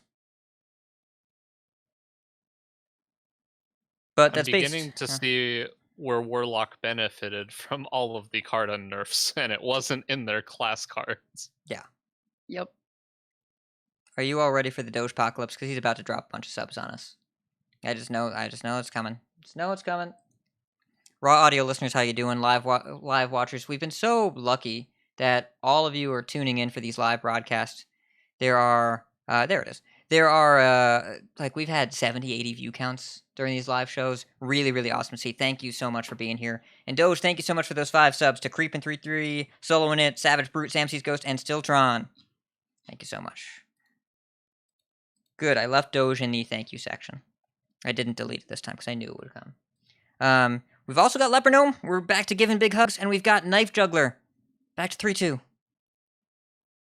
Raynad? Cool, Is that you, Raynad? Oh man, Leper Gnome back at a 2-1. And also, by the way, in case you were wondering, the Hunter side quest will definitely make 2-1 Leper Gnomes for a week. Gonna be a good week for Hunter. Oh my. Oh, you hadn't thought about that, huh? My. Yeah. Pretty good, right? Yep. Sure is. So it now does not save you life by leaving the Leper Gnomes up when their reinforcements proc. Now you just have to kill it and take your 6 damage. Well, you're taking 6 damage whether you want to or not. But if you don't clear them, then you're taking maybe 12 or maybe 24. A lot. It hurts. This Good for Leopardome. Leopardome could see wild play here. Knife Juggler, if you're called to armsing and getting 3-2 Knife Jugglers, like, that's not bad. They nerfed Knife Juggler because at 2-2, you don't have to play unless you're playing a lot of minions, and then, like, you kind of negate the RNG because you're playing so many minions, the knives kind of, the variance balances out. But at 3-2, it was just, the effect was powerful enough and the rate was good enough that you just kind of had to play it, and so everyone was priced into playing the RNG game. And then when they nerfed it to a 2-2, you would put it in your super wide zoo decks or sometimes even your token decks, but you didn't just play it in any aggressive deck. It was a nice nerf. I think the reversion is safer now. Face Hunter got really good. Really good. Face Knife Hunter Juggler is, at 3-2, Starving Buzzard back at 2 mana. Might even play yeah. Hunter's Mark. You might even play boy. Flare. You could just play Flare as a cycler. Oh, I almost said Undertaker. I realized that's a wild card. But that'd be pretty good if you procced your reinforcements and then just made a 4/5 Knife Juggler or a 4/5 Undertaker. The Yeah. turn that your hidden reinforcements procs. Yep, it's Face Hunter is the most nerfed deck in Hearthstone history. So when you are undoing a bunch of old nerfs, you're making Face Hunter better. And also, I wonder why they didn't unnerf Abusive Sergeant. I don't know.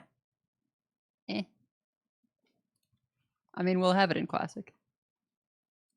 Yes, we will. We'll play a lot of it. Also, some irrelevant buffs. Bone Mare going to 7 mana. Nobody's going to play it. Archivist Elysiana to 8 is actually a nerf because Odd Warrior was the only deck that played it, and now it can't anymore. Serenite Chain Gang will probably see some play for Shutterwalk, but we already had Doppelgangster if we really wanted to do it, so it was just about, is Serenite Chain Gang on curve relevant? It might be. I don't It'll think make it's gonna... It'll make Highlander better. Yeah, it's fine. Highlander, Shutterwalk Shaman. But I don't think it's hugely important. And Dragon Queen Alexstrasza, it will be more playable than it is now, which is not at all. You can use it for 3 activations on your in your Shadow Reaper Anduin if you're at that stage, but Penflinger kind of transformed that deck where you really don't even bother with the dragons anymore. So unless you suddenly need to run Dustbreaker again, DQA will probably see very, very little play. Maybe an LPG Mage, but probably still not. But it will be nice to get the old gameplay back. It was fun generating 2 0-mana dragons and slamming them. It just wasn't fun for that to be all Standard was about for 6 months. So I'm glad they nerfed it, but coming back is cool. I do think Frenzied Fellwing is probably a somewhat impactful change for that last week. It was really good in Standard for a while. It's a 4-mana 3/3. It costs less for each damage you've dealt to your opponent this turn, so it was just a 0-mana 3/3. And nerfing it to 3/2 really dramatically impacted the card. So Face Hunter's going to be good. Really good. Yeah. Also Demon Hunter. Though Demon Hunter, of note, got no reversions. We'd apologize to Skull, but we're not sorry. We'd apologize to Altruist, but stay where you are. You belong at 4. Albatross on Nerf is relevant too. That card was a card that a lot of people played in Wild to counteract the Highlander decks, of which there are quite a few in Wild. So having it be at playable cost and stats is, I think, a welcome change for a lot of... I assume it's a welcome change for a lot of Wild players. You know, it's not welcome. The fact that it comes back off Rally. Gross. And it will also be in Q block. But Bad Luck Albatross is, I think, the most impactful reversion to Wild specifically. Maybe on the entire list. Because you play it in Odd Rogue. You play it in Odd DH. Yeah. You play it in any deck that doesn't want to lose to Reno Priest. At 3 mana 4/3, turn off Reno. That is good enough to be included on rate in most decks. You could even run this in Dark Glare. You could run this in Secret Mage. Because 3 mana 4/3 is kind of fine. And the I'm honestly effect is surprised powerful. they didn't make it a 3/3. They could have. They might, but I think the goal here is they want to nerf Reno. They want you to be able to shut off Reno without a huge cost to your deck. So, they did it. They did it. Bird saw a lot of play before, and I expect it will see a lot of play again.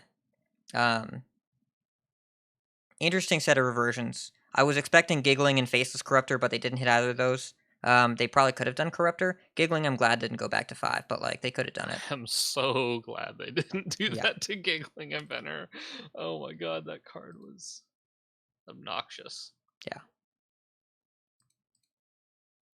Was that one that flew under the radar as well in like evaluating that we just Yep. glossed was- over it? it I was because it think was that a neutral? most of us gave it like 4 out of 5-ish. Everyone knew it was a Which good is card. way too low. Yeah. Like, it's the second highest rating you can give it. It was way too low. That card was a 5.5 out of 5. It was a 6. Yeah. I think Yeah. everyone thought of it as like a Tar Creeper or Sludge Belcher level of like probably reasonably frequently played support card, like a Stonehill Defender, where it probably shows up a good bit more than you might expect from looking at the stat line, but nobody expected it to be incredibly grossly format warping the way it was. To the point where I remember there was a bet that Soddle put out of what do you think the ratio will be of Giggling Inventors to Giggling Inventor hate cards? Mossy Horrors and Blood Knights? And I said 5-4. That for every 4 Giggling Inventors, there were 5 anti-Giggle cards. It was in everything. It was in everything. It was gross in Quest Rogue, and it was the Oh, I reason for remember the additional Quest Mossy. Rogue. But it was gross in everything. We played it in Odd Rogues, and we played it in every odd deck. We played it in Control Warrior. We played it everywhere. It was just everywhere. It was too good to not play. Fungalmancer and Bone Mare then as well? Or I guess those are different times. No, that was a previous expansion. Yeah, Bone Mirror I think was nerfed during the Cobalt cycle. But I feel like we had something to buff them. No, Maybe Fungalmancer not. was still around. We weren't playing Kaliseth Rogue at that point, but Fungalmancer was still around. Sure. Yeah. Or was it? Also, it was in Quest Rogue. Giggling Inventor was in Quest Well, Rogue. yeah, it was so gross Yep. in Quest Rogue. Yeah. It was really, really Yeah. insane. Also, 4/4 Divine ev- Shield taunts. No, thank you. eventually, 7 mana Giggling Inventor was in versions of Shudderwalk Shaman. It was still. I mean, it was in all good. versions of Shudderwalk Shaman, but also the 7 mana version was still somehow good enough to be in Shudderwalk Shaman. So it goes to show just how gross that card was when you add 2 mana and it still can see play in some decks. Yep. And so they ended up landing on the same nerf for Spreading Plague, and Spreading Plague also would have seen play at 7. 100% would have seen play at 7. Which I'm also grateful they didn't revert that one. Me too. Ugh. Same. All right. Let's wind down here. So thank you so much, everyone, for listening. We're really excited about all this new stuff, and next week we will have a million, billion, trillion card reveals to talk about. And that'll be probably for the next 2 weeks. We'll be talking about cards. Next week will probably be, I doubt we'll be full card by card, but we'll talk about cards we think are interesting. The week after that, we'll have the full expansion, and I imagine we'll do our normal review of just things that have happened in the Hearthstone world, talking about 20.0, as well as our usual 4 cards per person of cards you can't wait to play, cards you're scared of, cards you think are overrated, and cards you don't understand. We'll do that. That'll be in a couple weeks, and then after that, we'll the set will be out in 3 weeks from today. 3 weeks is not so long, is it? Oh my god, it's forever. Okay, fine. It's not too bad. I've put like 65 hours in Divinity 2 in a little over a week. Edelweiss, I've been meaning to tell you, your gaming habits may not be unhealthy just because of Hearthstone. It may be because of you. And I'm not here to take any kind of moral high ground. I'm just saying, like, let's take some ownership here. I'm right there with you. I'm wearing a Slay the Spire shirt right now. Like, I understand. So, we have many folks we'd like to thank. Check out our thanks section on the website at coinconcede.com. You can find our contact info or show notes and our Patreon information. You can monetarily support our show at patreon.com/coinconcede. Join us every week live by following us on Twitch, twitch.coinconcede.com. Join our community chats in our Discord at discord.coinconcede.com. Write into our email at coinconcede@gmail.com. Follow us on Twitter at coinconcede. Like, share, and follow us on Facebook at facebook.com/coinconcede. If you like some CCA swag, head over to our shop at shop.coinconcede.com. Big thanks to our producers. Number 3 Tenor Wizard, Doshi K, Proby1, Dr. Fish, Boopty Bob, Pat T, Crush, Cat, B, Squatch, David P, and Snowpack. And thank you thank you so much to our secret benefactor. Reminder, giveaway. If you send us a $5 or up donation receipt to the Born This Way charity, we will enter you in a giveaway. We are giving away 3 mega bundles. We will announce them on the show next week. 3 mega bundles. Send a donation. Thank you so much, secret patron, beneficiary, secret awesome person. Twitch subs, Electro Cheap City, Doge TK, Boticus, and Mr. November 17. Thank you so much for your subs. All right. Boticus, Coin Concedes. Let's go. I would just like to coin concede to Appa for coming on the show last week on a bit of short notice, and we will definitely have to do this again with me present because I miss that dude and want to share some more memes. There wasn't enough memes on the show last week because I wasn't there to meme with Appa, but yeah, miss you, buddy, and excited to have you on sometime in the future Yes. with me. Thanks so much for coming on, Appa, and yeah, we'll have to run that back at some point. Deadelweiss. Yeah, I'm just gonna thank everyone who's been coming to hang out in my streams in spite of my not playing Hearthstone recently, because I played some Divinity on Tuesday, and I guess I technically played Hearthstone today, but it was just catching up on the Book of Heroes stuff. So, I will be back streaming Hearthstone content once we've got the new cards. It's just not really what I'm interested in at present. So It'll be cool. I'm glad that you've been streaming, and I'm glad that we really want to send the message that have a healthy, balanced gaming diet and don't play a game if you're not feeling it, because forcing it makes it worse. So I'm not playing a lot right now either. I'm going to play my THL match after this and then probably do a Hades run or two. We'll figure it out. But it's, glad you're still streaming and you're having fun. Don't do what I did last weekend and have a losing streak that keeps you up till 3 in the morning. Oh, no. Oh no. Bodicus, Oh no. we had a rule. No salty No run. salty No runbacks? salty runbacks. Well, does it count if you took it over to standard after you lost 5 in a row? Yeah, in we all Battlegrounds, know then that you go we over all to know that standard? tilt just stays in one format, and as soon as you click the modes button, it all evaporates. And no, it still counts. That's a salty run back. You know it as well as I do. Well, remember when you brought that up the first time and I said I'm never paying attention to that? Well, Yeah. we have the results. So then, yes, to quote you from the past, play through the tilt. Note to listeners, don't do that. It's a stupid idea. All right. I have many coin concedes. So first, there were like 5 people that I rescheduled on last month for various reasons, but mostly because my life got too crazy with the theater opening back up. Andy, number 3, Proby1, Viriatis, and Brasky, thank you for being cool people. Blister Guy got a real card reveal. Blister Guy got an exclusive, real, actual card reveal. Congratulations, That's awesome. Blister Guy. Yes, he had a card reveal and a new child. Both are amazing. Great. Different orders of magnitude. But, like, we're going to hype up the card reveal right now. Congratulations, Blister. Well deserved. Clark Hellscream is doing a new series called Hearth and Home, where it's a podcast where he talks to Hearthstone people about mostly non-Hearthstone things. Of course, we got distracted and talked about Hearthstone a little bit, but we talked for 4 hours. So that video should be going up on his YouTube at some point in the next little bit. And it's we just talk about a little bit of everything. And yes, I get a little PG-13, a little R rated at times. It was a great conversation. Raren and I have been working on this YouTube series where we have hot takes, and then he does all the editing, and all I have to do is talk, and then he makes videos about it. So check it out. My most recent video with him, where I was driving the bus on the take, was how Penflinger is the most important card to be nerfed in Standard. That they should nerf that. So shoutouts to Raren. Shoutouts to Luna Love, changing her battle tag, changing her Twitter profile. Formerly Bloodyface, and she said she doesn't consider Bloodyface to be a dead name, but she's made the change to Luna Love. So congratulations, Luna. Proud of you. Regis Kilbin for just being a cool dude. We chatted a little bit last week, and he's a really nice fellow. And Oatmeal for spawning the most recent Twitter debates, courtesy of my wife walking past a restaurant where it was listed, she didn't know what she was doing. She might have known, but she didn't really understand what she unleashed. She walked by a restaurant in the city, and it said soup of the day, oatmeal. And she made the mistake of telling me that existed. Oh. And you can probably guess where this has gone.